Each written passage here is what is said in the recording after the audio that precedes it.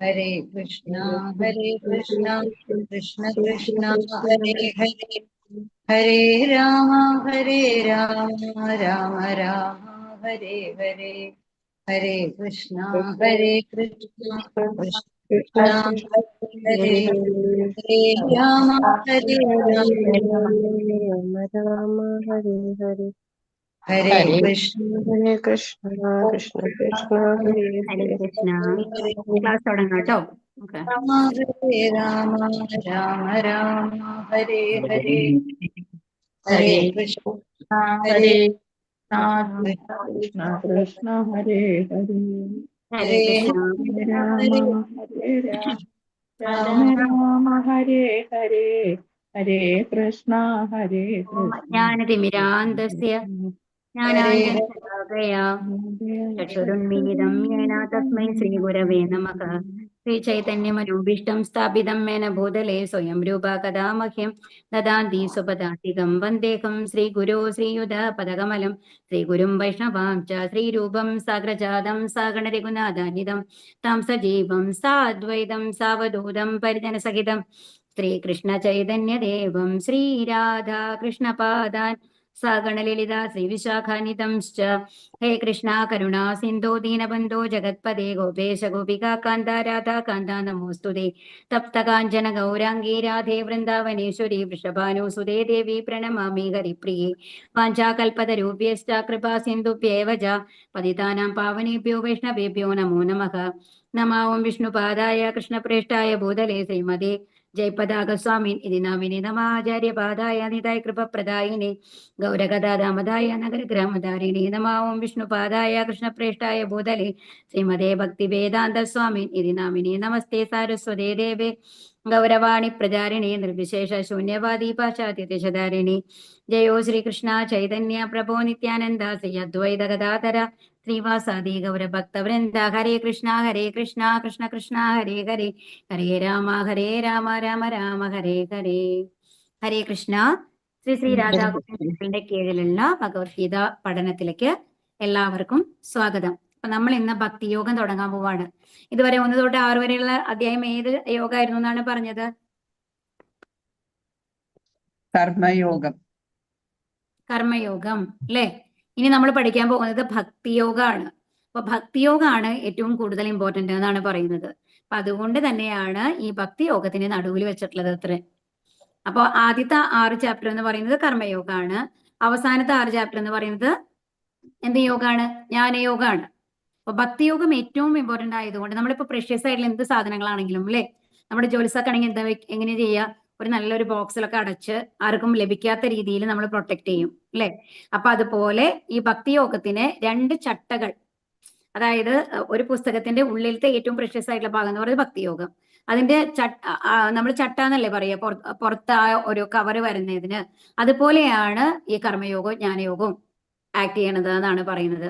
അപ്പൊ അത്രയും ഇമ്പോർട്ടന്റ് ആണ്. അപ്പൊ ഏറ്റവും പ്രധാനപ്പെട്ട 7 അധ്യായങ്ങളാണ് നമ്മൾ ഇനി പഠിക്കാൻ പോകുന്നത് കേട്ടോ ഭക്തിയോഗത്തില്. അപ്പൊ 6ാമത്തെ അധ്യായത്തിലെ ഏറ്റവും അവസാനത്തെ ശ്ലോകം എന്താ പറഞ്ഞത്? യോഗീനാം അഭി സർവേഷാം മദ്ഗതേനാന്തരാത്മന ശ്രദ്ധാവാൻ ഭജതേ യോമാം സമേ യുക്ത തമോ മതഃ എന്നുള്ളതായിരുന്നു. അതിന്റെ അർത്ഥം എന്താണ് പറഞ്ഞത്?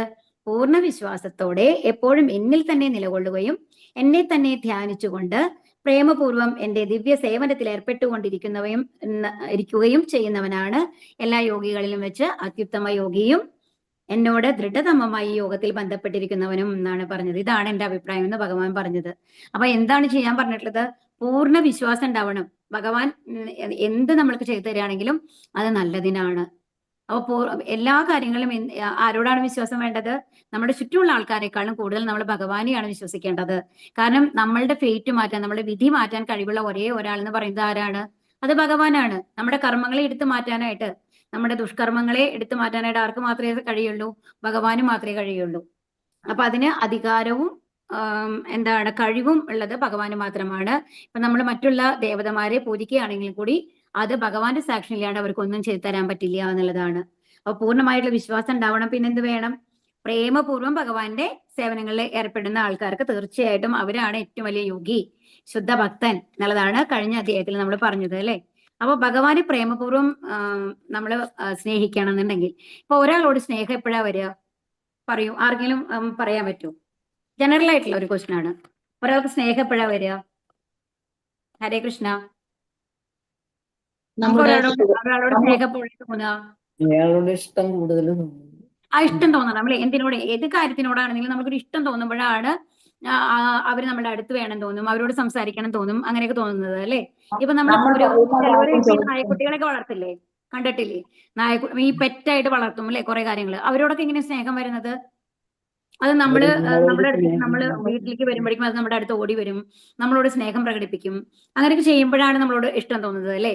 അതേസമയം ഒരു മരപ്പാവയാണ് വെച്ചേക്കണെന്നുണ്ടെന്നുണ്ടെങ്കിൽ അതിനോട് ആർക്കെങ്കിലും ഇഷ്ടം തോന്നാറുണ്ടോ? അതിനെപ്പോഴും കാണണം, അതിനോട് സംസാരിക്കണം നമ്മൾക്ക് തോന്നാറുണ്ടോ? തോന്നാറില്ല അല്ലെ? ഇപ്പൊ ഏതെങ്കിലും കൊച്ചു കുട്ടികള് ചിലപ്പോ ഇങ്ങനെ പാവകളെ വെച്ചിട്ട് കുട്ടികളാണെന്ന് പറഞ്ഞ് ഉറക്കുന്നതൊക്കെ നമ്മൾ കാണാമെന്നുണ്ടെങ്കിലും എന്തെങ്കിലും നമ്മൾക്ക് തിരിച്ചു കിട്ടുമ്പോൾ, ഏതെങ്കിലും തരത്തില് ഏതെങ്കിലും ഒരു ഫീലിംഗ് നമ്മുടെ ഉള്ളിൽ ഉണ്ടാവുമ്പോഴാണ് അവരോട് സ്നേഹം തോന്നുന്നത് അല്ലെ? ഉറപ്പല്ലേ പറയണത്? അപ്പൊ അതുകൊണ്ടാണ് ഇവിടെ പറയുന്നത്. അപ്പൊ അങ്ങനെ സ്നേഹം തോന്നണമെന്നുണ്ടെങ്കിൽ, ഇപ്പൊ ഭഗവാനോട് സ്നേഹം തോന്നണമെന്ന് പറഞ്ഞു, അതിപ്പോ എങ്ങനെ ഭഗവാനോട്? നമ്മൾ ഭഗവാനെ കാണുന്നില്ല, നമ്മളൊരു പിക്ചർ വെച്ച് കഴിഞ്ഞിട്ട് ഇതാണ് ഭഗവാൻ എന്ന് പറഞ്ഞിട്ടാണ് നമ്മൾ ആരാധിക്കുന്നത്, അല്ലെങ്കിൽ ഒരു വിഗ്രഹം വെച്ചിട്ടാണ് ആരാധിക്കുന്നത് അല്ലെ? നേരിട്ട് ഭഗവാനെ കണ്ട ആരെങ്കിലും ഉണ്ടോ ഇവിടെ? ഇല്ല. അപ്പൊ എങ്ങനെയാണ് ആ ഭഗവാനോട് സ്നേഹം തോന്നുന്നത്? ഭഗവാൻ ആരാണ്?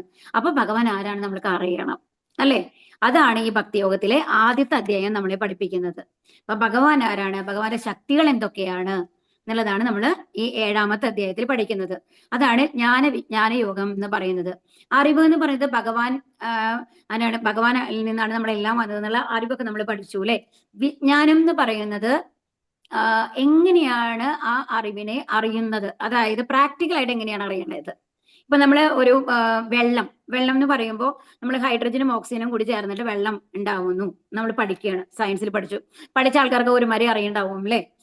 അപ്പോ നമ്മൾ അത് വിശ്വസിക്കുകയാണ്, ഹൈഡ്രജൻ ഓക്സിജൻ കൂടിയാണ് വെള്ളം ഉണ്ടാവണേന്ന്. പക്ഷെ അത് നമ്മൾ ഹൈഡ്രജൻ 2 പ്രൊപ്പോർഷനിൽ എടുത്ത്, ഓക്സിജൻ 1 പ്രൊപ്പോർഷനിൽ എടുത്ത് നമ്മളത് കൂട്ടി യോജിപ്പിച്ച് നമ്മൾ വെള്ളം ഉണ്ടായിട്ട് നമ്മൾ കാണുമ്പോൾ നമുക്ക് അത് മനസ്സിൽ നിൽക്കും, എന്താണ്? ഹൈഡ്രജനും ഓക്സിജനും കൂടിയിട്ടാണ് അല്ലെ? അപ്പൊ എന്ത് കാര്യങ്ങൾ, നമ്മൾ കുക്കിങ്ങിന്റെ വീഡിയോ കണ്ടു, അപ്പൊ ഇന്നമാരൊക്കെയാണ് കുക്ക് ചെയ്യണത് നമ്മളൊക്കെ പഠിച്ചു വെച്ചു യൂട്യൂബില്. അത് കഴിഞ്ഞിട്ട് അത് പ്രാക്ടിക്കലായിട്ട് നമ്മൾ അടുക്കളയിൽ വന്നിരുന്ന് അതിന്റെ അളവിൽ എല്ലാം എടുത്തു കഴിഞ്ഞ് കറക്റ്റായി ചെയ്ത് അത് നന്നായിട്ട് വന്നാൽ മാത്രമാണ് നമുക്കൊരു ആത്മവിശ്വാസം വരണ്ടൂ അല്ലെ? എനിക്കും അത് നന്നായിട്ട് ചെയ്യാൻ പറ്റും, അതിൽ നല്ല ടേസ്റ്റ് വരണ്ട എന്നുള്ളത്. അങ്ങനെ പ്രാക്ടിക്കലായിട്ട് ഒരു കാര്യത്തിനെ അറിയുന്നതിനെയാണ് വിജ്ഞാനം എന്ന് പറയുന്നത്. തിയറി ആയിട്ട് നമ്മൾ അറിയുന്നതാണ് ജ്ഞാനം എന്ന് പറയുന്നത്. അപ്പൊ ഇതിലെന്താ പറയുന്നത്? ഭഗവാനെ കുറിച്ചുള്ള അറിവും നമ്മൾക്ക് തരുന്നുണ്ട്, അത് പ്രാക്ടിക്കലായിട്ട് എങ്ങനെയാണ് ഭഗവാനെ അറിയാന്നുള്ളതും പറഞ്ഞു തരുന്നുണ്ട്. അതുകൊണ്ടാണ് ഈ അധ്യായത്തിന് വിജ്ഞാന യോഗം എന്ന് വന്നിട്ടുള്ളത് കേട്ടോ. ഹരേ കൃഷ്ണ. ശ്രീ ഭഗവാനുവാച മയ്യാ സക്തമന പാർത്ഥ യോഗം യുഞ്ജന്മദാശ്രയഃ അസംശയം സമഗ്രം മാം യഥാ ജ്ഞാസ്യസി തച്ഛൃണു. ശ്രീ ഭഗവാൻ പറഞ്ഞു, ഹേ കുന്തിപുത്ര, എന്നെ കുറിച്ചുള്ള പൂർണ്ണബോധത്തോടെ എന്നിൽ ആസക്തമായ മനസ്സോടുകൂടി യോഗം പരിശീലിക്കുന്നത് കൊണ്ട് സംശയം നീങ്ങി എന്നെ പൂർണ്ണമായി അറിയാൻ കഴിയുന്നത് എങ്ങനെയെന്ന് പറയാം, കേൾക്കൂ. അപ്പൊ ഈ ഭഗവാൻ പറയാണ്, ഇപ്പൊ എന്നെ പ്രേമപൂർവ്വം ധ്യാനിക്കണം, സ്നേഹിക്കണം എന്നൊക്കെ പറഞ്ഞു. ഇനി ഞാൻ ആരാണെന്ന് ഞാൻ നിനക്ക് പറഞ്ഞു തരാം പൂർണ്ണമായിട്ട്. അപ്പൊ എങ്ങനെയാണ് സംശയങ്ങൾ നീങ്ങിയിട്ട് എന്നെ പൂർണ്ണമായിട്ടും അറിയാം? അപ്പൊ ഭഗവാനെ നമ്മളുടെ ഇന്ദ്രിയങ്ങൾ കൊണ്ട് അറിയാൻ സാധിക്കില്ല എന്ന് ഇതിന് മുമ്പത്തെ അധ്യായങ്ങൾ നമ്മൾ പഠിച്ചു. കാരണം എന്താണ്? നമ്മളുടെ ഇന്ദ്രിയങ്ങളെല്ലാം പൂർണ്ണമല്ല അല്ലെ? നമ്മൾ പറഞ്ഞു, കുറച്ച് ദൂരത്തുള്ള കാര്യങ്ങൾ പോലും നമ്മൾക്ക് വ്യക്തമായിട്ട് കാണാൻ സാധിക്കില്ല, ഏതാണ് വ്യക്തമായ രൂപം എന്ന് മനസ്സിലാക്കാൻ പറ്റില്ല. അപ്പോ ഈ ഭൗതിക പ്രപഞ്ചം മുഴുവൻ നിറഞ്ഞു നിൽക്കുന്ന ആ ഭഗവാനെ കുറിച്ച് നമുക്ക് പൂർണ്ണമായിട്ടും അറിയാനായിട്ട് സാധിക്കൂ? ഇല്ല അല്ലെ? അപ്പൊ അത് കാരണം കൊണ്ട് എന്ത് വേണം? ഒരു ശുദ്ധ ഭക്തനായിട്ടുള്ള ഒരു ആൾക്ക് മാത്രമാണ് ഭഗവാൻ ആരാണെന്ന് ഭഗവാൻ പറഞ്ഞു കൊടുക്കുള്ളൂ, കാണിച്ചു കൊടുക്കുള്ളൂ എന്നുള്ളതാണ്. ഇപ്പൊ നോക്കൂ, നമ്മൾ ആ പ്രകാശം, ഇപ്പൊ നമ്മൾ പറഞ്ഞു ഭഗവാൻ ഒരു പ്രകാശം ഉണ്ട് എന്ന് പറഞ്ഞു അല്ലെ, ബ്രഹ്മജ്യോതി എന്ന് പറഞ്ഞു. ആ പ്രകാശം മാത്രമാണ് നമ്മൾ കണ്ടുകൊണ്ടിരിക്കണമെന്നുണ്ടെങ്കിൽ അതിന്റെ ഉള്ളിൽ ഇങ്ങനെ ഒരു ഭഗവാന്റെ രൂപം ഉണ്ടെന്ന് നമ്മൾക്ക് വിശ്വസിക്കാനായിട്ട് സാധിക്കൂ? ഇല്ല. ആ പ്രകാശം മാത്രം കണ്ടുകൊണ്ടിരിക്കുന്ന ആൾക്കാർ എന്താ വിചാരിക്കുന്നത്? ആ പ്രകാശമാണ് ഭഗവാൻ എന്നാണ്. അതിന്റെ ഉള്ളിൽ പോയിട്ട് 4 കൈയുള്ള ഭഗവാനെ കണ്ട ഒരാൾക്ക് മാത്രമാണ് 4 കൈയുള്ള ഒരു ഭഗവാൻ അതിന്റെ ഉള്ളിൽ ഉണ്ട് എന്നുള്ളത് പറയാനായിട്ട് സാധിക്കുള്ളൂ. അതിനും ഉള്ളിൽ പോയി ഒരു 2 കൈകളുള്ള ഓടക്കുഴലിൽ ഊതുന്ന ഒരു ഭഗവാനിൽ നിന്നാണ് ഈ 4 കൈയുള്ള ആ രൂപവും ഈ പ്രകാശവും വരുന്നത് എന്നുള്ളത് നമ്മൾ മനസ്സിലാക്കുമ്പോഴാണ് ഭഗവാനെ പൂർണ്ണമായിട്ട് നമ്മൾ മനസ്സിലാക്കുന്നുള്ളൂ അല്ലെ? അത് അറിയണം. പക്ഷെ ആ പ്രകാശം മാത്രം കാണുന്ന ഒരാൾ എന്താ വിചാരിക്കുന്നത്? ഭഗവാൻ ഒരു പ്രകാശമാണെന്ന്. കാരണം ആ ലെവലിലേക്കുള്ള അറിവാണ് ഭഗവാൻ അവർക്ക് കൊടുക്കുന്നുള്ളൂ. അപ്പൊ ആ ഭഗവാന്റെ ഓടക്കുഴലിൽ ഊതുന്ന ഭഗവാന്റെ അടുത്ത് എത്തണം എന്നുണ്ടെങ്കിൽ, ആ ഭഗവാനെ കുറിച്ച് പൂർണ്ണമായിട്ട് അറിയണം എന്നുണ്ടെങ്കിൽ ഭഗവാൻ തന്നെ കാണിച്ചു കൊടുക്കണം ആ പ്രകാശത്തിനെ നീക്കിയിട്ട്. ആ പ്രകാശം നീക്കിക്കഴിഞ്ഞാലല്ലേ അതിന്റെ ഉള്ളിലുള്ള രൂപം, നമ്മളൊരു സൺറൈസോ സൺസെറ്റോ എന്നുള്ള സമയത്ത് മാത്രല്ലേ ആ സൂര്യന്റെ ആ റൗണ്ട് ഷേപ്പ് കാണുന്നുള്ളൂ. അപ്പൊ അതാണ് പറയുന്നത്. അപ്പൊ ഞാൻ അത് നിനക്ക് പറഞ്ഞു തരാമെന്ന് പറയാണ്. ശൃണ്വതാം സ്വകഥാ കൃഷ്ണ പുണ്യശ്രവണ കീർത്തനക ഹൃദ്യന്തസ്തഹ്യഭദ്രാണി വിദുനോതി സുഹൃൽ സദാ നഷ്ടപ്രായേഷു ഭദ്രേഷു നിത്യം ഭാഗവത സേവയാ ഭഗവതിർ ഉത്തമ ശ്ലോകേ ഭക്തിർഭവതി നൈഷ്ഠികി. ഹരേ കൃഷ്ണ. ഓക്കെ, ഹാൻഡ് റൈസ് ആണോ? അപ്പൊ ഇതില് എന്താ പറയണത് എന്നുണ്ടെങ്കിൽ ശൃണ്വതാം സ്വകഥാ കൃഷ്ണ എന്ന് പറഞ്ഞത് ഭാഗവതത്തിലെ 2 ശ്ലോകങ്ങളാണ് കേട്ടോ ഇവിടെ കൊടുത്തിട്ടുള്ളത്. സ്റ്റാൻഡ് നിൽക്കണില്ലല്ലോ കൃഷ്ണ. ഓക്കെ, അപ്പം ശൃണ്വതാം സ്വകഥാ കൃഷ്ണ എന്ന് പറഞ്ഞാല് ഭഗവാന്റെ കഥകൾ കേൾക്കുക. അപ്പൊ എന്താണ് കൃഷ്ണനെ കുറിച്ച് വൈദിക സാഹിത്യത്തിൽ പറഞ്ഞിട്ടുള്ളത് കേൾക്കുന്നതും, അതാണ് നമ്മൾ കേട്ടുകൊണ്ടിരിക്കുക അല്ലെ ഭഗവാന്റെ കഥകള്. അതുപോലെ ഭഗവത്ഗീതയിലൂടെ നേരിട്ട് ഭഗവാന്റെ വാക്കുകൾ കേൾക്കുന്നതും തന്നെ ഒരു പുണ്യകർമ്മമാണ്. അപ്പൊ ഭാഗവതം എന്ന് പറയുന്നത് സാഹിത്യ രൂപത്തിലുള്ള ഭഗവാനാണ് എന്നാണ് കേട്ടോ പറയണത്. അത് ഭഗവാൻ സ്വയമാണ്. ഭാഗവതവും ഭഗവത്ഗീതയോ ഭഗവാന്റെ വാക്കുകളും, കാരണം അതെല്ലാം പറഞ്ഞു കൊടുത്തിട്ടുള്ളത് ആരാണ്? ഭഗവാനാണ്. അപ്പൊ ഇത് രണ്ടും പുണ്യകർമ്മമാണ് എന്നുള്ളതാണ് ഇവിടെ പറയുന്നത്. എല്ലാവരുടെയും ഹൃദയത്തിൽ കുടികൊള്ളുന്ന ഭഗവാൻ കൃഷ്ണൻ തന്റെ കഥകൾ കേൾക്കുന്നവർക്ക് ഹിതകാരിയായ സുഹൃത്തിനെ പോലെ പ്രവർത്തിക്കും. അപ്പൊ ഈ കഥകൾ കേൾക്കാൻ വളരെ സ്നേഹത്തോട് കൂടിയിട്ട് സന്തോഷത്തോട് കൂടിയിട്ട് ഈ കഥകൾ കേൾക്കുന്ന ആൾക്കാർക്ക് ഭഗവാൻ ഒരു സുഹൃത്തായിട്ട് മാറുന്നു. അത് കാരണം എന്താണ്? നമ്മുടെ ഏറ്റവും വലിയ പ്രോബ്ലം എന്താണെന്നുണ്ടെങ്കിൽ പല കാര്യങ്ങളിലും തെറ്റ് ഏതാണ് ശരി ഏതാണ് 2 ഓപ്ഷൻസ് ഉണ്ടാവും. നമ്മൾക്ക് ഏതാണ് സ്വീകരിക്കേണ്ടതെന്ന് നമ്മൾക്ക് അറിയില്ല. നമ്മളിപ്പോഴും കൺഫ്യൂഷനിലാണ് ഉണ്ടാവുക. കാരണം അതിന്റെ റിസൾട്ട് എന്താ വരാൻ പോണേ നമ്മൾക്ക് അറിയില്ല. ചെയ്ത് കഴിഞ്ഞാലാണ് അറിയുള്ളൂ അത് നല്ലതാണോ ചീത്തയാണോ എന്നുള്ളത്. അപ്പൊ ആ സമയത്ത് എല്ലാം അറിയുന്ന ഒരാളായിരിക്കണം നമ്മൾക്ക് പറഞ്ഞു തരേണ്ടത്. ഇതല്ല കേട്ടോ ചെയ്യേണ്ടത്, വേറെ ഒരു കാര്യമാണെന്ന്. അങ്ങനെ എല്ലാം അറിയുന്നത് ആർക്ക് മാത്രമാണ്? ഭഗവാന് മാത്രമാണ്. അപ്പൊ ആ ഭഗവാൻ നമ്മളുടെ ഉള്ളിൽ നിന്ന് ഇരുന്നുകൊണ്ട് നമ്മളോട് പറഞ്ഞു തരികയാണ്, ഇതാണ് ശരി ഇതാണ് തെറ്റെന്ന് ഓരോ തവണയും നമ്മളെ ഒക്കെ പറഞ്ഞു തരികയാണെങ്കിൽ നമ്മൾക്ക് തെറ്റ് പറ്റുമോ? ഇല്ല. നമ്മൾ എപ്പോഴും നല്ല കാര്യങ്ങൾ മാത്രമാണ് ചെയ്യുള്ളൂ അല്ലെ? അതാണ് പറയുന്നത്. അപ്പൊ അങ്ങനെ ഭഗവത്ഗീതയും ഭാഗവതവും ഒക്കെ പഠിക്കുന്ന ആൾക്കാർക്ക് ഭഗവാൻ തന്നെ ഉള്ളിൽ ഇരുന്നു കൊണ്ട് തെറ്റും ശരികളൊക്കെ പറഞ്ഞു തന്ന ഒരു സുഹൃത്തിന്റെ കൂടെ നമ്മുടെ കൂടെ ഉണ്ടാവും എന്നുള്ളതാണ് ഇവിടെ പറയുന്നത്. നിരന്തരം കൃഷ്ണകഥ ശ്രവണത്തിൽ ഏർപ്പെടുന്ന ആ ഭക്തനെ പവിത്രീകരിക്കുകയും ചെയ്യുന്നു. അങ്ങനെ തന്നിൽ ഉറങ്ങിക്കിടന്നിരിക്കുന്ന അതീന്ദ്രിയ ജ്ഞാനം ഭക്തനിൽ തനിയെ വളർന്നു വരും. അപ്പോ ശരിക്കും പറഞ്ഞാല് എല്ലാവരുടെ ഉള്ളിലും ഭഗവാനോടുള്ള ഇഷ്ടമുണ്ട്. കാരണം നമ്മളെ ഒരു വീട്ടിൽ നിന്ന് ഒരു അച്ഛനോടും അമ്മോടും പിണങ്ങിയിട്ട് ഒരു കുട്ടി പുറത്തേക്ക് വരികയാണെന്ന് വെച്ചു, വീട്ടിൽ നിന്ന് പുറത്തേക്ക് വന്നു. എന്തൊക്കെ പറഞ്ഞു കഴിഞ്ഞാലും അവന്റെ ഉള്ളില് അത് വരയ്ക്കും ഏതെങ്കിലും ഒരു കാര്യം. ഇപ്പൊ ഒന്നും വേണ്ട, അവൻ കുറച്ച് ചീത്ത കൂട്ടുകെട്ടുണ്ട്, കുടിക്കാൻ തുടങ്ങി, അങ്ങനെ എന്തെങ്കിലും ഒരു ചീത്ത സ്വഭാവമാണ് ആ കുട്ടിക്കുള്ളത് നിൽക്കൂ. അത് വീട്ടുകാർ പനിഷ് ചെയ്യുന്ന കാരണം കൊണ്ട് ദേഷ്യം വന്നിട്ട് അവൻ ഞാൻ എന്റെ കൂട്ടുകാരുടെ കൂടെ പോയിക്കോളാം എന്ന് പറഞ്ഞിട്ട് ഇറങ്ങി വരികയാണെന്ന് വിചാരിക്കും. ഇവിടെ എന്തൊക്കെ ഉണ്ടെന്നുണ്ടെങ്കിലും ആ കാലം വരയ്ക്കും അവന്റെ ഉള്ളില് ആ അച്ഛനോടും അമ്മോടും സ്നേഹം ഉണ്ടായിരുന്നു അല്ലേ? അപ്പൊ ഇപ്പൊ ഒരു പ്രത്യേക സാഹചര്യത്തില് അവർ ചീത്ത പറയുമ്പോൾ അത് ഇഷ്ടപ്പെടാതെ ഇറങ്ങി വന്നതാണ്. അപ്പൊ അവന്റെ ഉള്ളില് അത് കഴിഞ്ഞാൽ കൂട്ടുകെട്ടില് അവൻ അച്ഛനെയും അമ്മയും മറക്കുന്നു. എല്ലാം മറന്നു കഴിഞ്ഞു കഴിഞ്ഞാലും ഉള്ളില് ഡോർമെന്റ് ആയിട്ട് ആ കഴിഞ്ഞ കാലങ്ങൾ നമ്മുടെ ഉള്ളിലുണ്ടാവും, ആ കുട്ടിയുടെ ഉള്ളിലും ഉണ്ടാവും.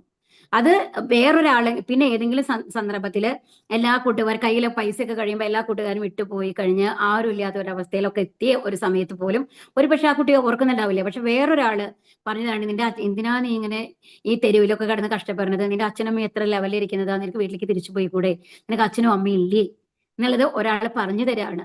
അങ്ങനെ പറഞ്ഞ് മനസ്സിലാക്കിക്കൊണ്ട് വരുമ്പോ അപ്പൊ നമ്മുടെ ഉള്ളില് അതുണ്ട്, എന്തായാലും ഉണ്ടാവും. കാരണം നമ്മൾ അവിടെ നിന്നാണ് വന്നിട്ടുള്ളത്. അതുപോലെ തന്നെ നമ്മളുടെ ഓരോരുത്തരുടെ ഉള്ളിലും ആ ഭഗവാനോടുള്ള ഇഷ്ടമുണ്ട്. ഭഗവാൻ ആരാണെന്നുള്ള അറിവും ഉണ്ടായിരിക്കും. അത് നമ്മൾ മറന്നു പോയിരിക്കുകയാണ്. അതാണ് പറയുന്നത്. അപ്പോ എന്താണ് ഈ ഓർമ്മകളെയൊക്കെ എന്ത് ചെയ്യും? ഈ ഭഗവത്ഗീതയും ഭാഗവതവും ഒക്കെ പഠിച്ചു കഴിയുമ്പോൾ നമ്മുടെ ഉള്ളിൽ അത് സ്വയം നമ്മൾക്ക് തോന്നും, ആ ഭഗവാനാണെല്ലാം, ആ ഭഗവാന്റെ അടുത്തേക്ക് നമ്മൾക്ക് എത്തണം എന്നുള്ളത്. അതാണ് അതീന്ദ്രിയ ജ്ഞാനം ഭക്തനിൽ തനിയെ വളർന്നു വരും എന്ന് പറയുന്നത് കേട്ടോ. മനുഷ്യാനാം സഹസ്രേഷു കശ്ചിത് യദതി സിദ്ധയേ യദാമവി സിദ്ധാനാം കശ്ചിമ്മാം വേത്തി തത്വതഃ.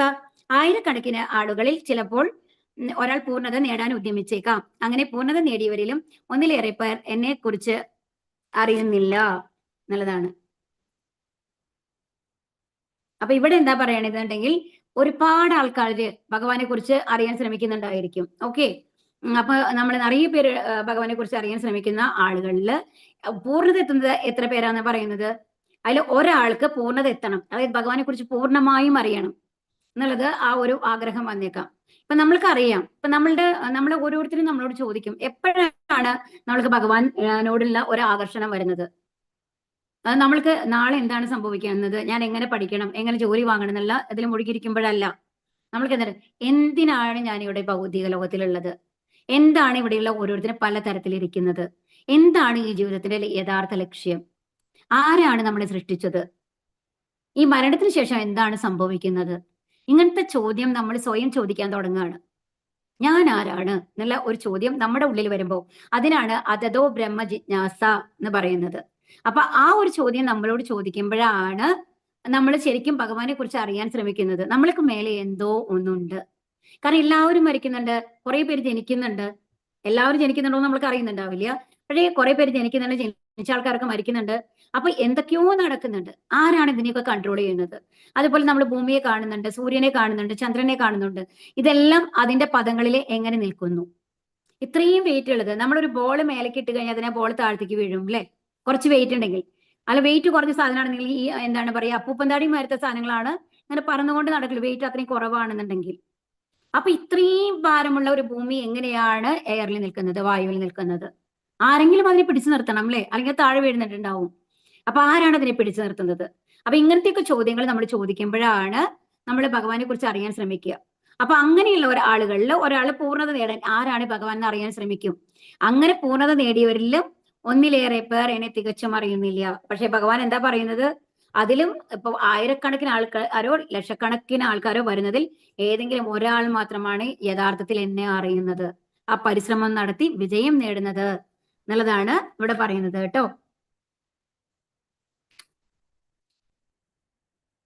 അപ്പൊ ഇവിടെ പറയുന്നുണ്ട്, ഈശ്വരഃ പരമഃ കൃഷ്ണഃ സച്ചിദാനന്ദ വിഗ്രഹഃ അനാദിരാതിർ ഗോവിന്ദഃ സർവകാരണ കാരണം.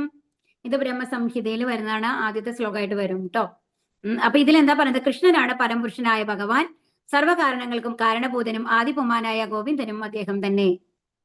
അപ്പൊ അടുത്ത ശ്ലോകങ്ങളൊക്കെ ഗോവിന്ദം ആദിപുരുഷം തമഹം ഭജാമി എന്നുള്ള ലെവലാണ് വരിക. അപ്പൊ എന്താ പറയുന്നത്? എല്ലാത്തിനും കാരണം ഭഗവാനാണ്. അപ്പൊ കാരണം എല്ലാം സൃഷ്ടിച്ചത് ഭഗവാനാണ്. അപ്പൊ ഭഗവാൻ ഇച്ഛയ്ക്ക് അനുസരിച്ചാണ് ഓരോ സൃഷ്ടിയും നടന്നിട്ടുള്ളത്. അപ്പൊ അതുകൊണ്ട് ഏറ്റവും ആദ്യ പുരുഷനായിട്ടുള്ള ആ ഗോവിന്ദൻ അദ്ദേഹമാണ്, ഭഗവാൻ കൃഷ്ണനാണ് എന്നിവിടെ പറയുകയാണ്. ഭക്തിയില്ലാത്തവർക്ക് അദ്ദേഹത്തെ മനസ്സിലാക്കാൻ വളരെ പ്രയാസമാണ്. ഭക്തിയുടെ സേവനത്തിന്റെ വഴി എത്രയും എളുപ്പമുള്ളതെന്ന് അവർ ഉദ്ഘോഷിക്കും. ഇത് അഭക്തന്മാർക്ക് പരിശീലിക്കാൻ കഴിയുകയില്ല. ഭക്തിമാർഗം ഇത്രയും നിഷ്പ്രയാസമാണെങ്കിൽ അവർ എന്തിന് വിഷമമുള്ള വഴിക്ക് നീങ്ങുന്നു?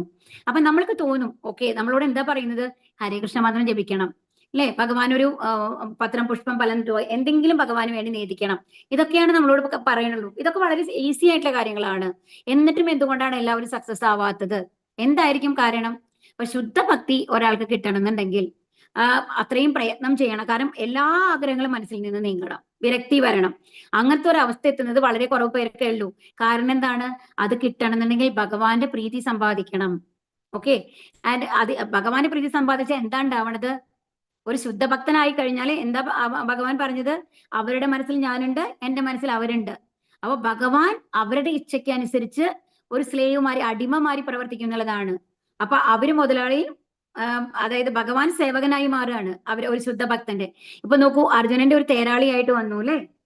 അതുപോലെ തന്നെ മഹാബലിയെ ചവിട്ടി താഴ്ത്തി കറക്റ്റാണ്. പക്ഷെ അവിടെ താഴെയുള്ള ആ പാതാള ലോകത്തുള്ള അദ്ദേഹത്തിന്റെ കൊട്ടാരത്തിൽ കാവൽക്കാരനായിട്ട് ആരാണ് നിൽക്കുന്നത്? വാമനനാണ് നിൽക്കുന്നത്. ഒന്ന് ആലോചിച്ചു, വാമന രൂപത്തിൽ ഭഗവാൻ നിൽക്കുകയാണ്. അപ്പൊ ഒന്ന് ആലോചിച്ച് നോക്കൂ, അത്രയും ശുദ്ധഭക്തി വന്നു കഴിഞ്ഞാൽ പിന്നെ ഭഗവാന്റെ ഇവരുടെ ചരടിനൊത്ത് ആടുന്ന ഒരു പാവമാരി ഭഗവാൻ ആക്ട് ചെയ്യും എന്നാണ് പറയുന്നത്. അത്രയും എല്ലാ ആഗ്രഹങ്ങളും സാധിച്ചു കൊടുക്കും എന്നുള്ളതാണ് പറയുന്നത്. അപ്പൊ അതുകൊണ്ട് തന്നെ അങ്ങനെ എത്തുന്ന ആൾക്കാര് വളരെ വിരളമായിരിക്കും എന്നുള്ളതാണ് പറയുന്നത് കേട്ടോ. ഭൂമിരാപോനലോ വായു ഖമ്മനോ ബുദ്ധിരേവച അഹങ്കാരം ഇതീയമ്മേ ഭിന്ന പ്രകൃതി രഷ്ടത. എന്റെ ഭിന്നമായ ഭൗതിക പ്രകൃതി ഭൂമി, ജലം, അഗ്നി, വായു, ആകാശം, മനസ്സ്, ബുദ്ധി, മിഥ്യാഹങ്കാരം എന്നിങ്ങനെ 8 എണ്ണം അടങ്ങുന്നതാണ്. അപ്പൊ നമ്മളുടെ ഇപ്പൊ ഇവിടെ ഭൗതിക പ്രകൃതിയിൽ എന്തൊക്കെയുണ്ടെന്നാ പറയുന്നത്? ഭൂമി, ജലം, അഗ്നി, വായു, ആകാശം. ഈ ഭൂമി, ജലം, അഗ്നി, വായു, ആകാശം എല്ലാം നമ്മൾ മുമ്പ് കേട്ടിട്ടുണ്ട്. അതെന്താണെന്ന് പറയൂ ആരെങ്കിലും? ഹരേ കൃഷ്ണ. പഞ്ചഭൂതങ്ങൾ. പഞ്ചഭൂതങ്ങൾ കൊണ്ട് എന്താ ഉണ്ടാക്കിയിട്ടുള്ളത്? ശരീരം, നമ്മുടെ ശരീരം അല്ലെ, പുറത്തുള്ള ശരീരമാണ് ഉണ്ടാക്കിയിട്ടുള്ളത്. അതിന്റെ ഉള്ളില് നമ്മൾക്കൊരു സൂക്ഷ്മ ശരീരമുണ്ട്, നമ്മൾക്കൊരു സ്ഥൂല ശരീരമുണ്ട്, അതിൻ്റെ ഉള്ളിലൊരു സൂക്ഷ്മ ശരീരമുണ്ട്. ആ സൂക്ഷ്മ ശരീരത്തിലുള്ളതാണ് നമ്മുടെ മനസ്സ്, ബുദ്ധി, മിഥ്യാഹങ്കാരം എന്ന് പറയുന്നത് കേട്ടോ. നമ്മുടെ മനസ്സെന്നൊക്കെ പറയുന്നത് സൂക്ഷ്മ ശരീരമാണ്, സ്ഥൂല ശരീരമല്ല. അത് പഞ്ചഭൂത നിർമ്മിതമല്ല. അപ്പൊ അതുകൊണ്ട് മനസ്സ്, ബുദ്ധി, മിഥ്യാഹങ്കാരാണ് സൂക്ഷ്മ ശരീരം എന്ന് പറയുന്നത്. അത് ഇതിന്റെ രണ്ടിന്റെയും ഉള്ളിലാണ് ആരുള്ളത്? ജീവാത്മാവുള്ളത്. നമ്മുടെ ഹൃദയത്തിലാണ് അത് സ്ഥിതി ചെയ്യുന്നത് എന്നാണ് പറയുന്നത്. പക്ഷെ ഹൃദയവുമായിട്ട് അത് ബന്ധപ്പെടുന്നില്ല. ഹൃദയത്തിനെ മാറ്റിക്കഴിഞ്ഞാലും ഇത് വേർപെട്ട് തന്നെയാണ് നിൽക്കുക നമ്മളുടെ ജീവാത്മാവ്.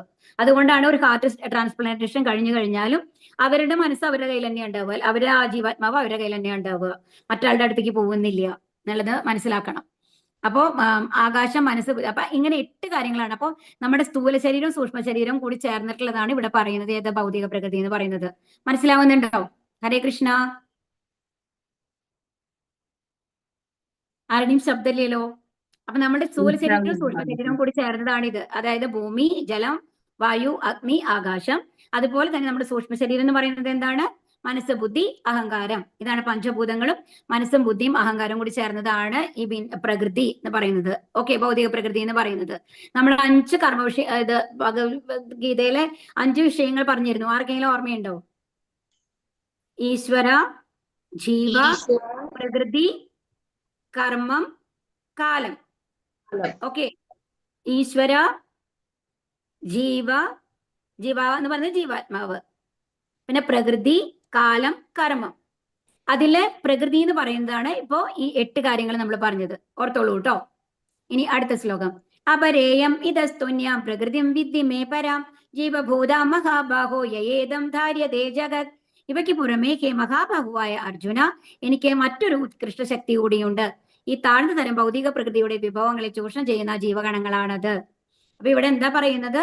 ഇപ്പൊ ഇതില് പലതരത്തില് ഭഗവാന് 2 തരത്തിലുള്ള ശക്തികളാണ്. ഉത്കൃഷ്ട ശക്തി, അധമ ശക്തി. 2 തരത്തിലുള്ള ശക്തികൾ ഏതൊക്കെയാണ്? ഉത്കൃഷ്ട ശക്തി, അധമ ശക്തി. നോട്ട് ചെയ്തോളൂ കേട്ടോ. നിങ്ങൾ എപ്പോഴും ഒരു പുസ്തകവും പേനയും വെച്ചിരിക്കുക. എന്തെങ്കിലും ഇങ്ങനത്തെ വാക്കുകളൊക്കെ നോട്ട് ചെയ്ത് കഴിഞ്ഞാൽ അടുത്ത ലെവലിൽ പോകുമ്പോൾ നിങ്ങൾ കുറച്ചുകൂടി ഈസി ആയിരിക്കും. അതിൽ ഉത്കൃഷ്ട ശക്തി എന്ന് പറയുന്നതാണ്. കാരണം നമ്മൾ ജീവാത്മാവൊക്കെ എന്താന്നാ പറഞ്ഞത്? ഭഗവാന്റെ ശാശ്വതാംശമാണ് എന്നല്ലേ പറഞ്ഞത്. അതുകൊണ്ട് തന്നെ എല്ലാ ജീവഗണങ്ങളും അവരുടെ ശരീരമല്ല കേട്ടോ. ശരീരം എന്ന് പറയുന്നത് പ്രകൃതിയിലാണ് പെടുക, ഭൗതിക പ്രകൃതിയിലാണ്. അതാണ് ഇപ്പൊ നമ്മൾ നേരത്തെ ഇതിനു മുമ്പത്തെ ശ്ലോകത്തിൽ പഠിച്ചത്. നമ്മുടെ ജീവാത്മാക്കളൊക്കെ ഉണ്ടല്ലോ, അതൊക്കെ ഭഗവാന്റെ ഉത്കൃഷ്ട ശക്തികളാണ് കേട്ടോ. അപ്പൊ ഈ താഴ്ന്ന തരം ശക്തിയാണ് ഭൗതിക ശക്തി. ഈ താഴ്ന്ന തരം ഭൗതിക ശക്തിയുടെ ഭൗതിക പ്രകൃതിയുടെ വിഭവങ്ങളെ ചൂഷണം ചെയ്യുന്ന ജീവഗണങ്ങളാണ്. ജീവഗണങ്ങൾ എന്ന് പറഞ്ഞു കഴിഞ്ഞാല് ഉത്കൃഷ്ട ശക്തി. പക്ഷെ നമ്മളുടെ ഈ സ്ഥൂല ശരീരം, സൂക്ഷ്മ ശരീരം എന്നൊക്കെ ഭൗതിക പ്രകൃതിയിൽ പെടുന്നതാണ്. അത് അധമ ശക്തിയാണ്. അതുകൊണ്ടാണ് അത് 3 പ്രകൃതി ഗുണങ്ങളുടെ ഇതിലാണ് ഉള്ളത്. മത്ത പരതരം നാന്യത് കിഞ്ചിദഷ്ടി ധനഞ്ജയ മയി സർവമിതം പ്രോതം സൂത്രേ മണിഗണ ഇവ. അപ്പൊ ഇവിടെ എന്താ പറയുന്നത്? ഇത് ഏറ്റവും ഇമ്പോർട്ടന്റ് ആയിട്ടുള്ള ശ്ലോകമാണ്. മത്ത പരതരം നാന്യ, പലതരല്ല കേട്ടോ, അത് പരതരം നാന്യ എന്നുള്ളതാണ്. അപ്പൊ കിഞ്ചിദഷ്ടി ധനഞ്ജയ മയി സർവമിതം പ്രോതം സൂത്രേ മണിഗണ ഇവ. ഇവിടെ എന്താ പറയുന്നത് ഭഗവാൻ? ഞാനാണ് ഈ ഒരു മാല നമ്മുടെ കയ്യിൽ കണ്ടു കഴിഞ്ഞാല് അറിയാം, നമ്മൾക്ക് കുറേ മുത്തുമണികൾ മനോഹരമായിട്ട് കോർത്ത് വെച്ചിട്ടുള്ളതായിരിക്കും അല്ലെ ഒരു മാല എന്ന് പറയുന്നത്. അതിന്റെ ഉള്ളിലത്തെ ആ ചരട് നമ്മൾ കാണാറുണ്ടോ? ഇല്ല. നമ്മൾക്ക് ആ മാല കണ്ടു കഴിഞ്ഞാൽ പക്ഷെ നമുക്ക് അറിയാം എന്തെന്ന്, ആ മുത്തുമണികൾ തന്നെ നിൽക്കില്ല. അപ്പൊ അതിന്റെ ഉള്ളിൽ എന്തോ ഒന്ന് ഉണ്ട്, അതാണ് അതിനെ ചേർത്ത് നിർത്തിയിരിക്കുന്നത്. തോന്നില്ലേ? തോന്നൂല്ലയോ? ഹരേ കൃഷ്ണ. നിങ്ങൾ എന്തെങ്കിലും റെസ്പോണ്ട് ചെയ്ത് കഴിഞ്ഞാലാണ് എനിക്ക് നിങ്ങൾ അവിടെ ഇരിക്കണമെന്ന് തോന്നുള്ളൂ. അതുകൊണ്ടാണ് ഇടയ്ക്ക് ഇങ്ങനെ ചോദ്യം ചോദിക്കണത് കേട്ടോ. ഓക്കെ, തോന്നും അല്ലെ? അതിനുള്ളിൽ എന്തോ ഉണ്ട്, അല്ലെങ്കിൽ അത് തന്നെ നിൽക്കാൻ പറ്റില്ലല്ലോ. നമ്മൾ വെറുതെ മണികളാണെങ്കിൽ താഴെ ഇങ്ങനെ വീണ് പോവല്ലേ ചെയ്യുക. അപ്പൊ അതിനെ ചേർത്ത് നിർത്തുന്ന എന്തോ ഒന്നുണ്ട്. അതുപോലെ തന്നെയാണ് അപ്പൊ ഭഗവാൻ എന്താ അവിടെ പറയുന്നത്? മയീ സർവമിതം പ്രോതം, ഈ ഭൗതിക പ്രപഞ്ചം മുഴുവൻ അതുപോലെ ഞാനാണ് പിടിച്ചു നിർത്തിയിട്ടുള്ളത്. അപ്പൊ ആ ഭൗതിക പ്രപഞ്ചങ്ങളുടെ പിന്നിലുള്ള ആ നൂലെന്ന് പറയുന്നതിന്, പിടിച്ചു നിർത്തിയിട്ടുള്ള നൂലെന്ന് പറയുന്നത് എന്താണ്? ഭഗവാനാണ് എന്ന് പറയുകയാണ്. ഹേ ധനഞ്ജയ, എന്നേക്കാൾ ശ്രേഷ്ഠമായ ഒരു സത്യമില്ല. മുത്തുകൾ നൂലിന്മേൽ എന്ന പോലെ സർവവും എന്നിൽ ഇണക്കി കോർക്കപ്പെട്ടിരിക്കുന്നു. അപ്പൊ നമ്മൾക്കറിയാം ഈ ഭൂമി, നമ്മൾ പറഞ്ഞ വ്യാഴം എന്നൊക്കെ പറയുന്നത് ഏറ്റവും വലിയ ഗ്രഹമാണ് അല്ലെ. അതുപോലെ ശനി എന്നൊക്കെ പറഞ്ഞിട്ട് നമ്മൾ പഠിച്ചിട്ടുണ്ട്. നമ്മുടെ സൗരയൂഥത്തിൽ അത്രയും ഗ്രഹങ്ങൾ ഉണ്ടെന്നൊക്കെ നമ്മൾ പഠിച്ചിട്ടില്ലേ? സൂര്യൻ, ചന്ദ്രനൊക്കെ പഠിച്ചിട്ടില്ലേ? അപ്പോ അതിനൊക്കെ ആരാണ് പിടിച്ചു നിർത്തണത്? അപ്പൊ നമ്മൾ എങ്ങനെയാ നമ്മൾ സയൻസിൽ പഠിക്കുമ്പോ എന്താ പറയുക? ഈ ഭൂമി എന്ന് പറയുന്നത് ഒരു അച്ചുതണ്ടിലാണ് നിൽക്കുന്നത്, അതിന്റെ മേലെ അത് കറങ്ങിക്കൊണ്ടിരിക്കുകയാണ് എന്നുള്ളതാണ് നമ്മൾ പഠിച്ചിട്ടുള്ളത് അല്ലെ. അപ്പോ ആ ഭൂമിയുടെ ആ ഭൂമിയെ നമ്മൾ പക്ഷെ എന്താ നമ്മൾ പറയുക, ആ അച്ചുതണ്ട് എന്ന് പറയുന്നത് സാങ്കല്പികമാണ് എന്നാണ് പറയുക. അല്ലെ, കേട്ടിട്ടുണ്ടോ ഇല്ലയോ? അല്ലെ, സാങ്കല്പികമായ ഒരു അച്ചുതണ്ടില് ആക്സിസ് എന്ന് പറയുന്നുണ്ട്. അത് കുറച്ച് സ്ലൈറ്റ് ആയിട്ട് ഇങ്ങനെ എത്രയോ എനിക്ക് കൃത്യമായിട്ട് ഓർമ്മയില്ല, 1.5 ഡിഗ്രി സംതിങ് അങ്ങനെ ചെരിഞ്ഞിട്ടാണ് ഉണ്ടാവുക. അത് 15 അങ്ങനെ ചെരിഞ്ഞിട്ടാണ് ഉണ്ടാവുക എന്നൊക്കെ നമ്മൾ പഠിച്ചിട്ടുണ്ട്. അതുപോലെ തന്നെ ഈ ഭൂമിയൊക്കെ കറങ്ങുന്നത് ഒരു ഓർബിറ്റിലാണ്. അതിനെന്താ പറയുക മലയാളത്തില്? ഓർബിറ്റിന് എന്താ മലയാളത്തിൽ പറയുക? പരിക്രമണം സൗരയൂഥമല്ല, എന്നാണ്. അതിന്റെ പദമാണ്. എന്താ അതിന്റെ മുമ്പിൽ പരിക്രമണം അല്ലെ? പരിക്രമണം.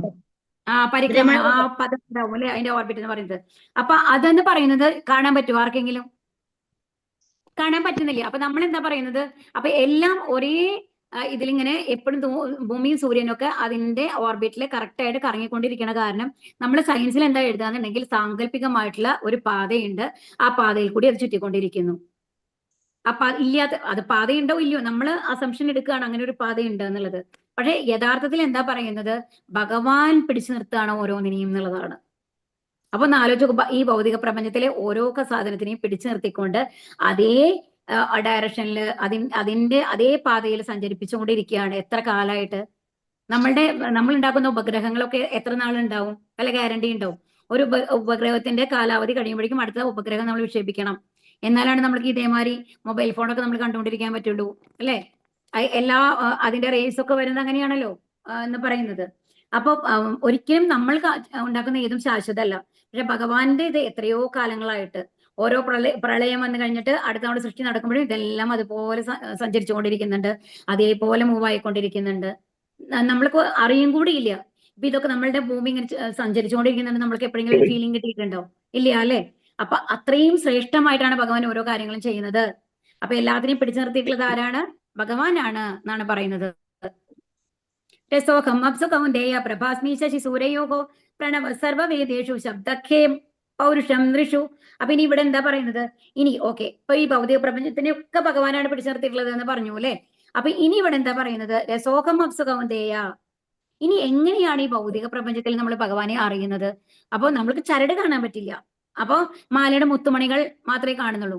അപ്പൊ കാണുന്ന മുത്തുമണികൾ വെച്ച് കഴിഞ്ഞിട്ട് അതിന്റെ ഉള്ളിൽ ഒരു ചരട് ഉണ്ടെന്ന് എങ്ങനെയാണ് അറിയുക? അതാണ് ക്വസ്റ്റ്യൻ. അപ്പൊ ഭഗവാൻ നമ്മൾക്ക് പറഞ്ഞു തരികയാണ് ഈ ഭൗതിക സൃഷ്ടികളിൽ എന്നെ എങ്ങനെ അറിയാം. രസോഖം അപ്സുഖൗന്ദേയ. അപ്പൊ ഒരു ജലത്തിലെ രസം, അതായത് നമ്മൾ ദാഹിച്ച് വലഞ്ഞു വരികയാണെന്ന് വെച്ചോളൂ. ഒരുപാട് യാത്രയൊക്കെ ചെയ്ത് വരുമ്പോ എങ്ങനെയെങ്കിലും കുറച്ച് വെള്ളം കിട്ടിയാൽ മതി എന്ന് പറയുമ്പോ ആ സമയത്ത് വന്നിട്ട് കുറച്ച് പാലോ അങ്ങനത്തെ സാധനങ്ങളൊക്കെ കൊണ്ടുവന്നു കഴിഞ്ഞാൽ നമ്മൾക്ക് അത് കുടിക്കാൻ തോന്നും? ഇല്ല. നമുക്ക് എന്തായാലും 1/2 ഗ്ലാസ് വെള്ളം മതി. വെള്ളം കുടിച്ചു കഴിഞ്ഞിട്ട് പിന്നെ എന്ത് കിട്ടിയാലും ഓക്കെയാണ്, അല്ലെ? ദാഹം മാറണമെങ്കിൽ നമുക്ക് എപ്പോഴും വെള്ളത്തിനോടാണ് നമുക്ക് തോന്നുക. ആ വെള്ളം കുടിക്കുമ്പോൾ നമുക്ക് ആവും സമാധാനം, എന്തൊരു ആശ്വാസമാണ്, സന്തോഷമാണ് തോന്നുക. അപ്പോഴാണ് ആ ഒരു രസം നമ്മൾ പറയണില്ലേ, അതിനെയാണ് അത് ഭഗവാനാണ് എന്നാണ് പറയുന്നത്.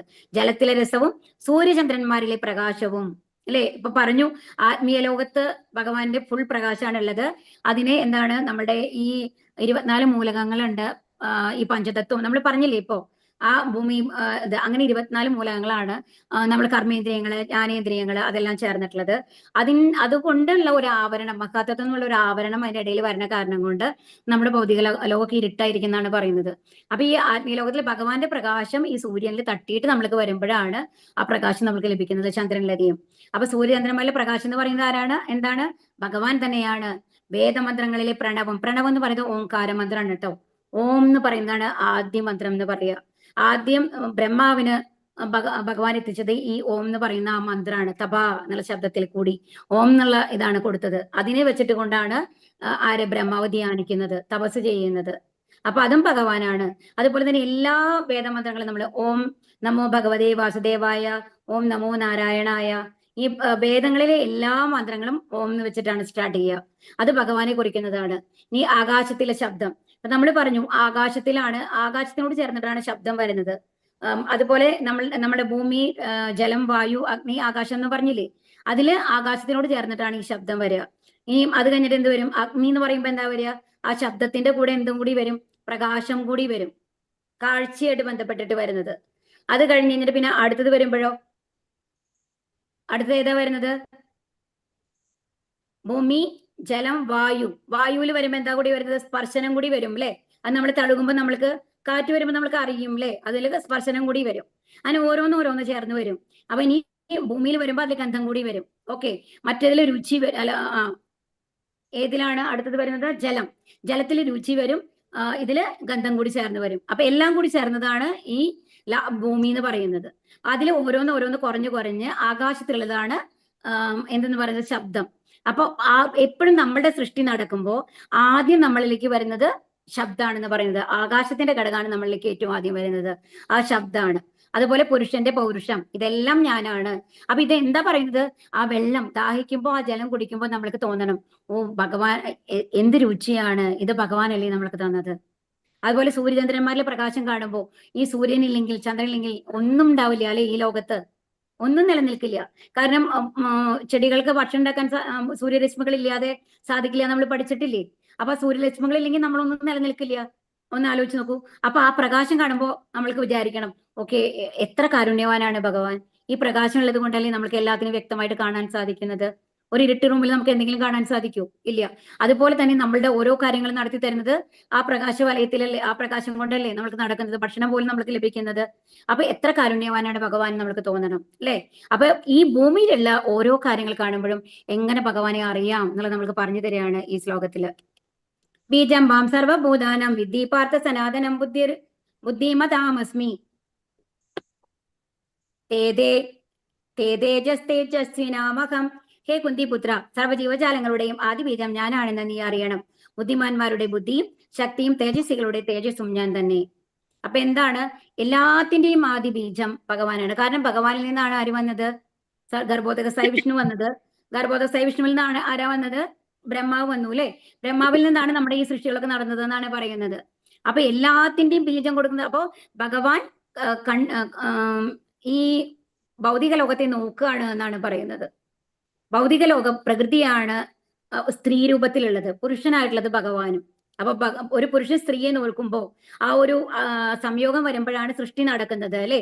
അപ്പൊ ഇവിടെ ഭഗവാനാണ് ആര്? പുരുഷനായിട്ടുള്ളത്, ഗർഭോദകസായി വിഷ്ണുവായിട്ട് നമ്മളുടെ ഈ സ്ത്രീ ആയിട്ടുള്ള ഭൗതിക പ്രകൃതിയെ നോക്കുമ്പോഴാണ് അവിടുത്തെ എല്ലാ സൃഷ്ടികളും സംഭവിക്കുന്നത് എന്നാണ് പറയുന്നത്. അപ്പൊ എല്ലാത്തിന്റെയും ആദിബീജമാരാണ്? ഭഗവാനാണ്. ഇനി ബുദ്ധിമാന്മാരുടെ ബുദ്ധി എന്ന് പറയുന്നത് ഭഗവാനാണ് അല്ലെ? ശക്തിയും തേജസ്സുകളുടെ തേജസ്സും ഞാൻ തന്നെ. അപ്പൊ എന്താണ് ഇപ്പൊ ബുദ്ധി എന്ന് പറഞ്ഞു കഴിഞ്ഞാൽ? നല്ല ബുദ്ധിയും ചീത്ത ബുദ്ധിയും ഉണ്ട്. ഏറ്റവും നാശം സംഭവിക്കുന്ന ഒരാളാണെന്നുണ്ടെങ്കിൽ, അതായത് ഇപ്പൊ രാവണനെയൊക്കെ നോക്കൂ, ഹിരണ്യകശിപു.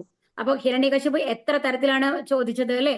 വരം ചോദിച്ചത് എങ്ങനെയാണ്? ഇമ്മോർട്ടൽ ആവാൻ വേണ്ടിയിട്ട്, അമരത്വം കിട്ടാൻ വേണ്ടിയിട്ട് എന്താ പറഞ്ഞത്? നിങ്ങൾക്ക് അറിയുന്ന കാര്യങ്ങളായിരിക്കും. രാത്രിയും പകലും മരിക്കാൻ പാടില്ല അല്ലെ? അതിന് ഓരോരോ കണ്ടീഷൻ വെച്ചു. അതുപോലെ തന്നെ അകത്തും പുറത്തും മരിക്കാൻ പാടില്ല.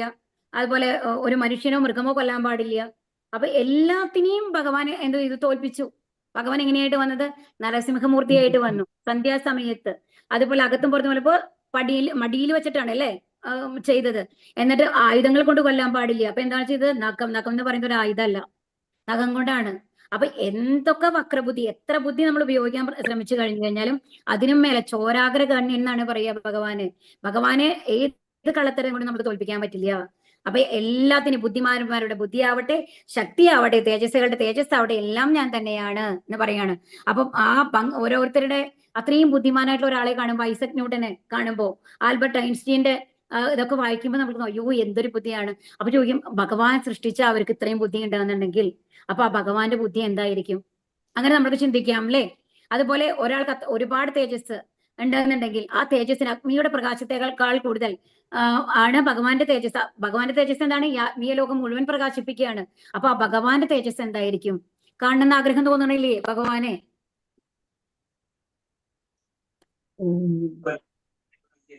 ഹരേ കൃഷ്ണ. യേ ചൈവ സാത്വികാ ഭാവ രാജസാസ് താമസാശ്ചയേ മത്ത ഏവേദി ത്വം വിധി നത്വഹം തേഷു തേ മയി. ഹരേ കൃഷ്ണ.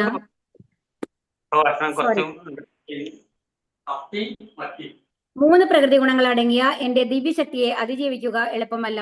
എന്നാൽ എനിക്കായി സ്വയം സമർപ്പിക്കുന്നവർക്ക് അത് നിഷ്പ്രയാസം സാധിക്കും. അപ്പൊ ഇവിടെ എന്താ പറയുന്നത്? ഇനിയിപ്പം നമ്മൾ മായ എന്ന് പറഞ്ഞു, 3 പ്രകൃതി ഗുണങ്ങളാണ് നമ്മളെ ഭരിക്കുന്നത്, അതിനനുസരിച്ചാണ് നമ്മുടെ പ്രവൃത്തിയൊക്കെ വരുന്നത് എന്നൊക്കെ നമ്മൾ പഠിച്ചു അല്ലെ ഇതിനു മുമ്പ്. അപ്പൊ ഭഗവാൻ എന്താ ഇപ്പൊ പറയുന്നത്? ദൈവികേഷ ഗുണമയി. അതായത് ആ മായ എന്ന് പറയുന്നതും എന്റെ ശക്തി തന്നെയാണ്. ഭഗവാന്റെ ഒരു ശക്തി, ഭഗവാന് 2 തരത്തിലുള്ള ശക്തിയുണ്ട്. അന്തരംഗ ശക്തിയുണ്ട്, ബഹിരംഗ ശക്തിയുണ്ട്, തടസ്ഥ ശക്തി. നമ്മളൊക്കെ തടസ്ഥ ശക്തിയിലാണ്. അതിന് മുമ്പ് നമ്മൾ പറഞ്ഞു അല്ലെ, ഏതിലേക്ക് വേണമെങ്കിൽ നമുക്ക് പോകാൻ പറ്റുന്ന. അതിൽ ബഹിരംഗ ശക്തി എന്ന് പറയുന്നതാണ് മായ. അപ്പൊ ഭഗവാന്റെ ശക്തിയാണ് അത്. അപ്പൊ ഭഗവാന്റെ ശക്തി നമ്മൾക്ക്, ഭഗവാന്റെ സൃഷ്ടികളായി നമുക്ക് തോൽപ്പിക്കാനായിട്ട് സാധിക്കാൻ സാധിക്കില്ല അല്ലെ, ബുദ്ധിമുട്ടാണ്. പക്ഷെ അപ്പൊ എന്താ പറയുന്നത്, ഭഗവാനെ പ്രേമപൂർവ്വം സേവിച്ചുകൊണ്ട് ഭക്തന്മാരാവുന്ന ആൾക്കാർക്ക് ആ നിഷ്പ്രയാസം സാധിക്കും. കാരണം എന്താണ്, ഭഗവാൻ നമ്മുടെ കൂടെ ഉണ്ടെങ്കിൽ അവരുടെ ഉള്ളിൽ ഭഗവാൻ ഉണ്ടാവും. ഭഗവാൻ ഉള്ളിടത്ത് മായ വരില്ല. മായയ്ക്ക് ഭഗവാനെ പേടിയാണ്. ഭഗവാൻ പറയണ നീ നീങ്ങി നിൽക്ക്. അതായത് ഒരു വെളിച്ചമുള്ളിടത്ത് ഇരുട്ട് നിൽക്കാൻ പറ്റില്ല അല്ലെ. അതുപോലെ തന്നെ ഭഗവാൻ ഉള്ള സ്ഥലത്ത് അജ്ഞത അല്ലെങ്കിൽ മായ നിലനിൽക്കില്ല. അതുകൊണ്ട് നമ്മളുടെ കൂടെ ഭഗവാൻ ഉണ്ടെങ്കിൽ ഒരിക്കലും മായ നമ്മളെ പിടിക്കില്ല. അപ്പൊ അതിന് എന്ത് വേണം, നമ്മൾ ഭഗവാനെ പ്രീതിപ്പെടുത്തി ഭഗവാനെ നമ്മുടെ കൂടെ നിർത്തണം. അതാണ് നമ്മുടെ ടാസ്ക് അല്ലേ. നമാം ദുഷ്കൃതിനോ മൂഢ പ്രപദ്യന്തേ നരാധമാഹ മായയാപഹൃതജ്ഞാന ആസുരം ഭാവമാശ്രിതാഹ. ദുഷ്കൃതരായ മൂഢന്മാരും മനുഷ്യ അധമന്മാരും മായയാൽ അപഹരിക്കപ്പെട്ട ജ്ഞാനത്തോടു കൂടിയവരും നിരീശ്വരരുമായവർ എന്നെ ശരണം പ്രാപിക്കുന്നില്ല. അപ്പൊ ഇനി ഭഗവാൻ നമ്മൾക്ക് പറഞ്ഞു തരാണ്, 4 തരത്തിലുള്ള ആൾക്കാർക്ക് ഭഗവാന്റെ അടുത്ത് എത്താൻ പറ്റില്ല. ഏതാണ് ആ 4 തരത്തിലുള്ള ആൾക്കാര്? നമ്മൾക്ക് അത് നോക്കാം. ആരൊക്കെയാണ്? മൂഢന്മാര്. മൂഢന്മാര് എന്ന് പറഞ്ഞു കഴിഞ്ഞാല് എങ്ങനെയുള്ള ആൾക്കാരാണെന്നുണ്ടെങ്കിൽ, സത്യം പറഞ്ഞാൽ നമ്മളെമാരുടെ ആൾക്കാർ, നമ്മളൊക്കെ ശരിക്കും മൂഢന്മാരാണ്. എന്താ കാരണം? മൂഢന്മാരെ പറ്റിയിട്ട് എന്താ പറയുന്നുണ്ടെങ്കിൽ അവർ കഴുതകളെ പോലെയാണ് എന്നാണ് പറയുന്നത്. അവർക്ക് ശരിക്കും ഭഗവാൻ വേണ്ടാന്നൊന്നുമില്ല. നമ്മൾ എന്തെങ്കിലും കാര്യങ്ങൾക്കൊക്കെ ഭഗവാനെ പ്രാർത്ഥിക്കും അല്ലെ, ഇന്ന കാര്യം നടക്കണം എന്ന് പറഞ്ഞിട്ടെങ്കിലും ഭഗവാനെ പ്രാർത്ഥിക്കുന്ന ആൾക്കാരൊക്കെ ആയിരിക്കാം. ബട്ട് ഈ മൂഢന്മാരുടെ കാര്യത്തിൽ എന്താ പറയുന്നുണ്ടെങ്കിൽ അവർക്ക് ഭഗവാനെ ഓർക്കാൻ സമയമില്ല. കാരണം എന്താണെന്നുണ്ടെങ്കിൽ രാവിലെ തൊട്ട് വൈകുന്നേരം വരെ, രാത്രി വരെ, ഉറങ്ങുന്ന വരയ്ക്കും എന്താ അവരെ പണി? ഭൗതിക കാര്യങ്ങൾക്ക് എങ്ങനെ ഉന്നതി ഉണ്ടാക്കാം എന്നുള്ള ശ്രമങ്ങളാണ്. എങ്ങനെ എൻജോയ് ചെയ്യാം എന്നുള്ളത്. അപ്പൊ അതിനു വേണ്ടിയുള്ള പ്രയത്നത്തിൽ മുഴുകിയിട്ട് അവർ ഭഗവാനെ മറന്നു പോയിരിക്കുന്ന ആൾക്കാരാണ്. അവർ ഭഗവാനെ ഒരിക്കലും ഓർക്കുന്നില്ല. അവർ എന്തുകൊണ്ടാണ് കഴുതകളെ പോലെ എന്നാണ് പറയുന്നത്. അപ്പൊ കഴുതയ്ക്ക് എന്താ ചെയ്യുക? അവര് ഓണർ, അതിന്റെ ഉടമസ്ഥ എന്ത് ചെയ്യുന്നുണ്ടെങ്കിൽ കഴുത്തില് ഒരു ചരടുമാരി കെട്ടിവിട്ട് അതുമേക്കൂടെ ഒരു വടി, ഒരു കുറച്ച് നീളത്തിലുള്ള ഒരു വടി കെട്ടിവെക്കും. എന്നിട്ട് ആ വടിയുടെ അറ്റത്ത് വന്നു കഴിഞ്ഞിട്ട് കുറച്ച് പച്ച പുല്ലിടും. ഓക്കെ. എന്നിട്ട് അപ്പൊ ഈ കഴുതയുടെ വിചാരം എന്താണെന്നുണ്ടെങ്കിൽ ഒരു സ്റ്റെപ്പ് വെച്ച്, കുറച്ച് മുമ്പിലാണല്ലോ, ഒരു സ്റ്റെപ്പ് വെച്ച് കഴിഞ്ഞാൽ ഈ പുല്ല് എനിക്ക് കിട്ടും എന്നാണ് കഴുതയുടെ വിചാരം. അപ്പൊ കഴുത നടക്കും. കഴുതയുടെ പുറത്ത് അത്രയും ഭാരം വെച്ചിട്ടുണ്ടാവും. അതിന് നടന്ന് ഓരോ സ്റ്റെപ്പ് വയ്ക്കുമ്പോഴും കഴുത വിചാരിക്കും അടുത്ത സ്റ്റെപ്പിൽ കിട്ടും. പക്ഷെ ആ കഴുതയ്ക്ക് അറിയില്ല എന്തെന്ന്, ഇതിനെ അങ്ങോട്ട് ഉപേക്ഷിച്ച് കഴിഞ്ഞിട്ട് താഴത്തേക്ക് നോക്കി കഴിഞ്ഞാൽ അത്രയും പുല്ലുണ്ട് എന്നുള്ളത്. ആ പുല്ലിനെ മാത്രമേ നോക്കുള്ളൂ, താഴത്തെ പുല്ലിനെ അത് നോക്കുന്നേ ഇല്ല. താഴത്ത് അത്രയും പുല്ലുണ്ട് അല്ലെ കഴുതയ്ക്ക് കിട്ടാനായിട്ട്.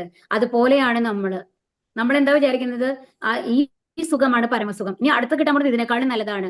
ആ ഒരു മിഥ്യാധാരണയിലെ യഥാർത്ഥ സുഖത്തെ നമ്മൾ മറക്കുകയാണ്, ഭഗവാനെ നമ്മൾ മറക്കുകയാണ്. ഭഗവാന്റെ അടുത്തെത്തിയാലാണ് നമുക്ക് ശാശ്വതമായ ആനന്ദം ഉള്ളത്. ഇവിടെ എന്ത് ചെയ്തു കഴിഞ്ഞാലും ദുഃഖം മാത്രമാണ്. ആ കഴുത ഭാരം ചുമന്ന് ദുഃഖിക്കുകയാണ്, ദേഹം വയ്യാണ്ടാവുകയാണ് ചെയ്യുന്നത് അല്ലെ ശരിക്കും പറഞ്ഞു കഴിഞ്ഞാല്. അപ്പൊ എന്നിട്ട് വൈകുന്നേരം ആവുമ്പോൾ എന്താ ചെയ്യുന്നുണ്ടെങ്കിൽ അതിന്റെ ഓണർ വന്നു കഴിഞ്ഞിട്ട് ആ പുല്ല് അങ്ങോട്ട് ഇട്ട് കൊടുക്കും അതിന്. അപ്പൊ അതിന്റെ വിചാരം എന്താണെന്നുണ്ടെങ്കിൽ, വൈകുന്നേരം ആവുന്ന സമയമാകുമ്പോഴാണ് ഈ പുല്ല് എനിക്ക് കിട്ടുക, അത്രയും നടന്നാലാണ് ഈ പുല്ല് കിട്ടുള്ളൂ എന്നുള്ളതാണ് അതിന്റെ വിചാരം. അതുപോലെയാണ് നമ്മുടെ ചിന്തകൾ എന്നാണ് പറയുന്നത്. അപ്പൊ അവരാണ് മൂഢന്മാര്. ഇനി മനുഷ്യാധമന്മാര് എന്ന് പറഞ്ഞു കഴിഞ്ഞാൽ നമ്മുടെ പൊളിറ്റിക്കൽ ആൾക്കാരൊക്കെ ഉണ്ടല്ലോ, അവർക്ക് വിവരമൊക്കെ ഉണ്ടാവും, എല്ലാ കാര്യങ്ങൾക്കും അത്യാവശ്യം അറിവുള്ള ആൾക്കാരൊക്കെയാണ്. പക്ഷെ എന്താ അവർ വിചാരിക്കുക, അവർ ദൈവത്തിൽ വിശ്വസിക്കില്ല. കാരണം അവരെ കാര്യം നടക്കണമെന്നുണ്ടെങ്കിൽ എന്താ വിചാരിക്കുക, അവർ ദൈവത്തിനെ നിരാകരിച്ചുകൊണ്ട് അവരാണ് വലിയ ആൾക്കാർ എന്നുള്ള ലെവലിലുള്ള പ്രവൃത്തികളാണ് ചെയ്യുന്നത്. അപ്പൊ ശാസ്ത്രങ്ങൾക്ക് അനുസരിച്ചുള്ള പ്രവൃത്തികളൊന്നും അവർ ചെയ്യണമെന്നില്ല. അപ്പൊ അങ്ങനത്തെ ആൾക്കാരെയാണ് നരാധമന്മാർ എന്ന് പറയുന്നത്. അറിവുണ്ടായിട്ടും ഭഗവാനെ തിരിഞ്ഞു നോക്കില്ല എന്നുള്ള വാശിയിൽ അങ്ങനത്തെ ആൾക്കാര്. ഇനി അടുത്ത മായാപഹൃതജ്ഞാനർ. അവരെന്താ വിചാരിക്കണമെന്നുണ്ടെങ്കിൽ, സയന്റിസ്റ്റ് ശാസ്ത്രജ്ഞന്മാരൊക്കെ എന്താ വിചാരിക്കണമെന്നുണ്ടെങ്കിൽ, ഞങ്ങളൊക്കെ എല്ലാം കീഴടക്കാനായിട്ട് സാധിക്കും. അപ്പൊ ഞങ്ങൾ ചന്ദ്രനിലെത്തി, ഇനി അടുത്ത ഞങ്ങൾ ചൊവ്വയിലെത്തും, എല്ലാം പൂർണ്ണമാണ്, നമ്മളെ കൊണ്ട് എല്ലാം സാധിക്കും എന്നുള്ള ഒരു ബോധത്തോട് കൂടിയിട്ട് ഭഗവാനെ നിരാകരിക്കുന്ന ആൾക്കാരാണ് അവര്. അതാണ് മായാപഹൃതജ്ഞാനർ എന്ന് പറയുന്നത്. ഇനി നിരീശ്വരർ എന്ന് പറഞ്ഞു പറഞ്ഞാൽ അസുര സ്വഭാവമുള്ള ആൾക്കാര്. അവർ ദൈവത്തിൽ വിശ്വസിക്കുന്നില്ല. കാരണം നമ്മൾ കെമിക്കൽ കൊണ്ട് ഉണ്ടാക്കിയതാണ്. നമ്മളുടെ ബിഗ് ബാങ് തിയറിയിൽ എന്താ പറയുന്നത്, എല്ലാം പൊട്ടിത്തെറിച്ച് പല ഭാഗങ്ങളായി മാറിയതാണ് ഈ ഭൂമി എന്നുള്ളതാണ് പറയുന്നത് അല്ലെ, പല കഷ്ണങ്ങളായിട്ട്. അപ്പൊ അങ്ങനത്തെ ഒരു വിശ്വാസമാണ്. ഈ കെമിക്കൽ റിയാക്ഷൻ കൊണ്ടാണ് എല്ലാം നടക്കുന്നത്. ഒരു സ്ത്രീ പുരുഷനും വന്നു കഴിഞ്ഞാൽ അടുത്ത ജനറേഷൻ വരും. അപ്പൊ ഈ മരണത്തോട് കൂടിയിട്ട് എല്ലാം അവസാനിച്ചു. അതുകൊണ്ട് തന്നെ എന്ത് അക്രമം ചെയ്യാനും അവർക്ക് ഭയമില്ല. കാരണം അവരോട് ചോദിക്കാനും പറയാനും ആരില്ല. ഇതോടുകൂടി എല്ലാം അവസാനിച്ചപ്പോ നമുക്ക് എന്ത് വേണമെങ്കിൽ ചെയ്യാം എന്നുള്ള ആ ഒരു ഇതുള്ള ആൾക്കാരാണ്. അപ്പൊ അങ്ങനത്തെ ഈ 4 തരത്തിലുള്ള ആൾക്കാർക്കും എവിടെ എത്താൻ പറ്റില്ല എന്നാ പറയുന്നത്, എവിടെ എത്താൻ പറ്റുന്നില്ല എന്ന് പറയണേ, ഭഗവാന്റെ അടുത്ത്. ഭഗവാന്റെ അടുത്ത് എത്താൻ പറ്റില്ല. അവരൊന്നും ഭഗവാന്റെ അടുത്ത് എത്തില്ല. അവരെല്ലാം ഈ ഭൗതിക ലോകത്തിൽ ഇങ്ങനെ കറങ്ങിക്കൊണ്ടിരിക്കും. കണ്ടു, ഇവിടെ ഭാരം ചുമക്കുന്ന മൃഗങ്ങളെ പോലെയാണ്. രണ്ടാമത്തത് നരനൽ അധമൻ, ഏറെ താണുന്നവനാണ്. അപ്പൊ ഭഗവത്ഗീത ശ്രവണം, പക്ഷെ എന്താ ഇവിടെ പറയുന്നത്? ഭഗവത്ഗീത ശ്രവണം കൊണ്ട് നരാധമന്മാർക്ക് പോലും മുക്തി നേടാം. അതിന് ഉദാഹരണമാണ് ഇത് മൃഗാരിയെ വേണമെങ്കിൽ നമുക്ക് പറയാം. ജഗായി മതായി എന്ന് പറഞ്ഞ ചൈതന്യ മഹാപ്രഭുവിന്റെ കാലത്തുണ്ടായിരുന്നു. അവരൊക്കെ ഇങ്ങനത്തെ നരധമന്മാരായിരുന്നു, ദുഷ്കൃതികള്. അതാണ് പറയുന്നത്. ശരിക്കും അവരും വലിയ സയന്റിസ്റ്റ് ആണ്, വിവരമുണ്ട് അല്ലെ. പക്ഷെ അവര് ഭഗവാനെ അനുസരിക്കാതിരിക്കുകയാണ് ചെയ്യുന്നത്. നമ്മൾക്ക് എല്ലാം സാധിക്കും എന്നുള്ള ഒരു അഹങ്കാരമാണ് അവരുടെ ഉള്ളില്. ഇനി ആസുര സ്വഭാവികൾ എന്ന് പറഞ്ഞു കഴിഞ്ഞാല് അവരൊരിക്കലും എല്ലാം നാസ്തികരാണ്, അവര് ഭഗവാനിൽ വിശ്വസിക്കുന്നില്ല. അപ്പൊ പറഞ്ഞില്ലേ, ഭഗവാനെ പുച്ഛിക്കുന്ന ആൾക്കാരാണ് അവരൊക്കെ. ഇനി അടുത്ത 4 കൂട്ടരാണ് കേട്ടോ പറയുന്നത്.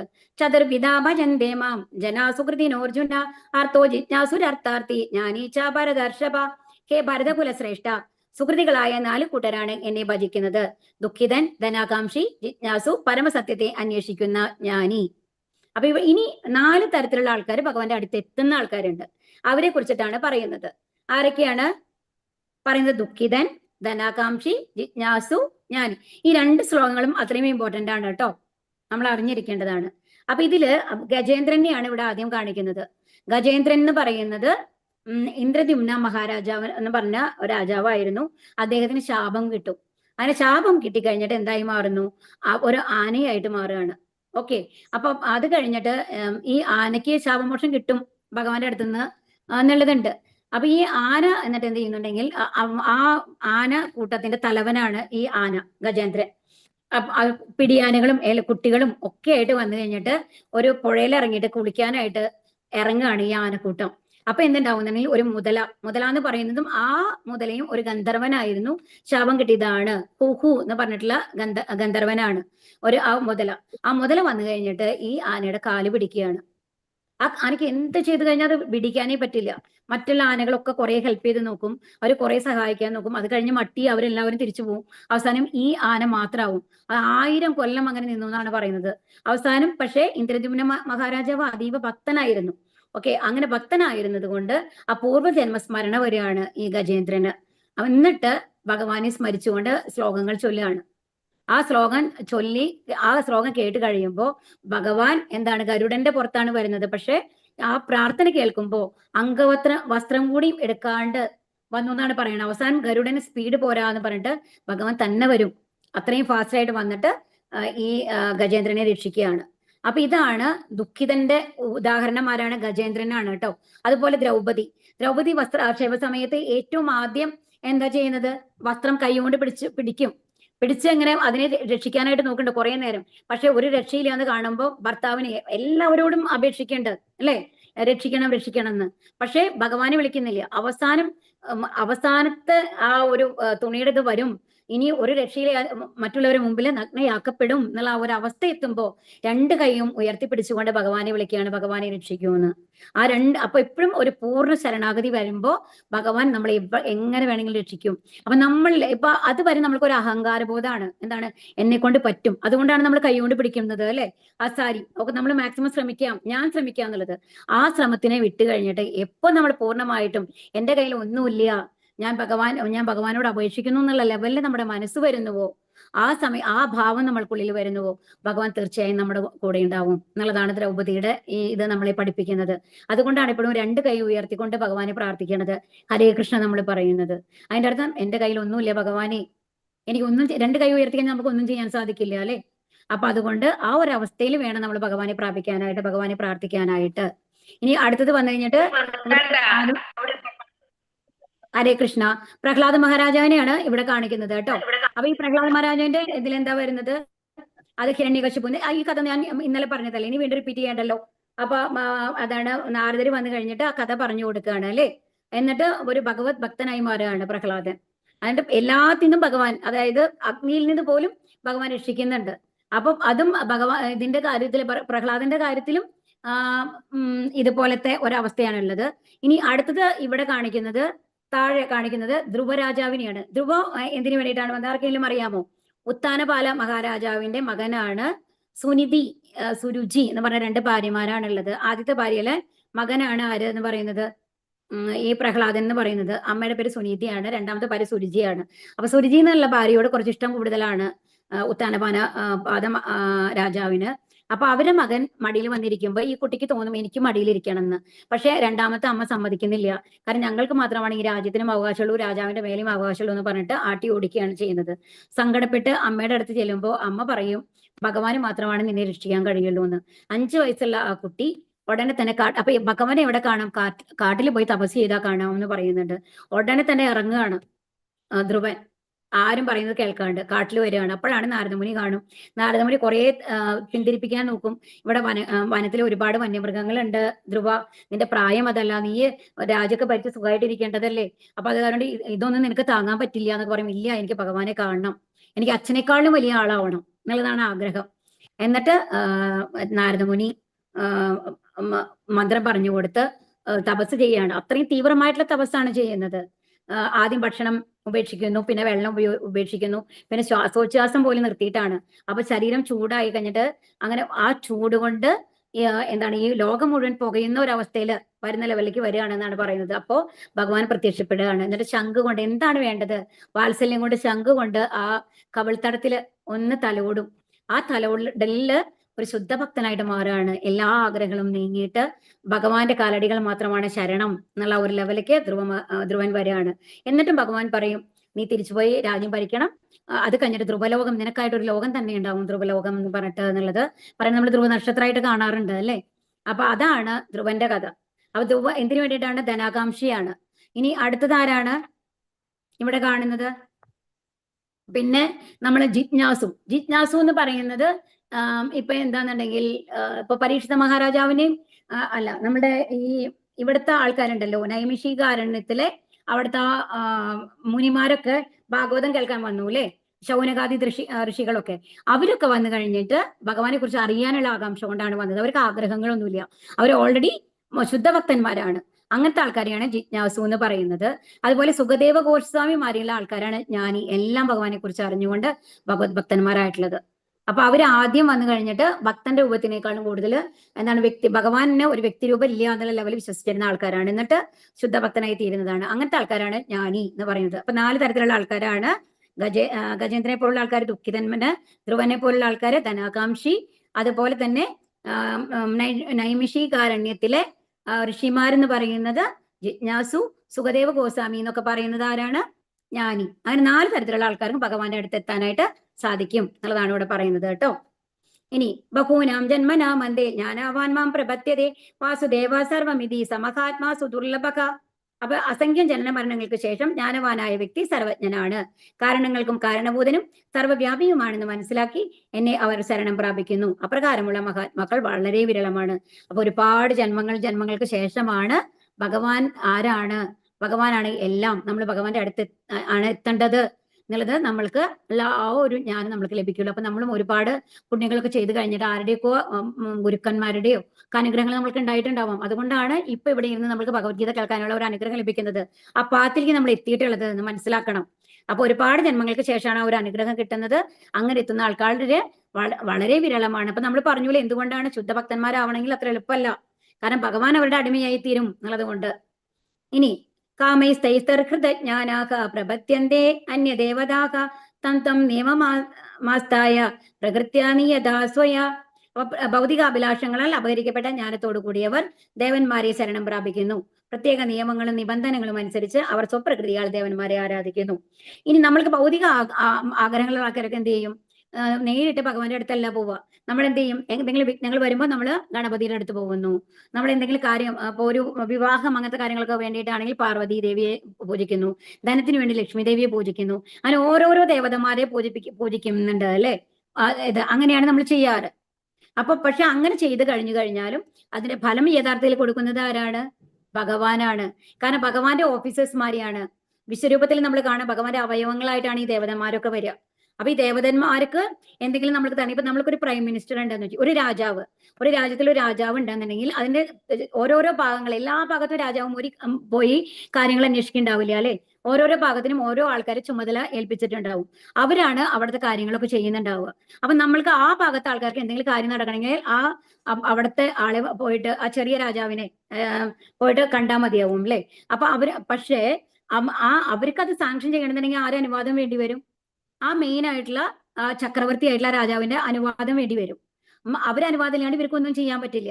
അതുപോലെയാണ് നമ്മൾ ദേവതമാരെ പൂജിക്കുന്നത് എന്നാണ് പറയുന്നത്. അപ്പൊ നമ്മള് ഗണപതിയോട് പ്രാർത്ഥിക്കുകയാണ് ഇന്ന വിഘ്നങ്ങൾ മാറ്റി തരണമെന്നുണ്ടെങ്കിൽ അത് സാങ്ഷൻ ചെയ്യുന്നത് യഥാർത്ഥത്തിൽ ഭഗവാനാണ്. അപ്പൊ ഇൻഡയറക്റ്റ് ആയിട്ട് ഭഗവാൻ തന്നെയാണ് എല്ലാത്തിനെയും നിയന്ത്രിക്കുന്നത് എന്നാണ് പറയുന്നത്.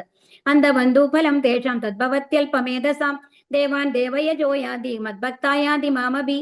അപ്പൊ മൂഢന്മാരാണ്. അതുകൊണ്ടാണ് ഇവിടെ പറയുന്നത് മൂഢന്മാരാണ് ദേവന്മാരെ ആരാധിക്കുന്നത്. അവർക്ക് കിട്ടുന്ന ഫലമാകത്തെ തുച്ഛവും ക്ഷണികവും. എന്താ കാരണം എന്നുണ്ടെങ്കിൽ ദേവന്മാരെ ആരാധിച്ചു കഴിഞ്ഞാൽ ഈ ഭൗതിക ലോകത്തിലുള്ള എന്ത് കാര്യങ്ങളും നമുക്ക് കിട്ടുള്ളൂ. കാരണം എന്താ വെച്ചാൽ അവർ ഭൗതിക ലോകത്തിലാണുള്ളത്. അതിന് മേലെ നമുക്ക് ആത്മീയ ലോകത്തിൽ പോകണം, ആനന്ദം ലഭിക്കണം, അങ്ങനെയൊക്കെ ഉണ്ടെന്നുണ്ടെങ്കിൽ അത് ആർക്ക് മാത്രമാണ് സാധിക്കുള്ളൂ? അവിടെയുള്ള ആൾക്കാർക്ക് സാധിക്കുള്ളൂ. അവിടെയുള്ളത് ആരാണ്? ഭഗവാനാണ്. ഭഗവാൻ മാത്രമാണ് ആത്മീയ ലോകത്തുള്ളത്. വിഷ്ണു തത്വങ്ങൾ മാത്രമാണ് ആത്മീയ ലോകത്തുള്ളത്.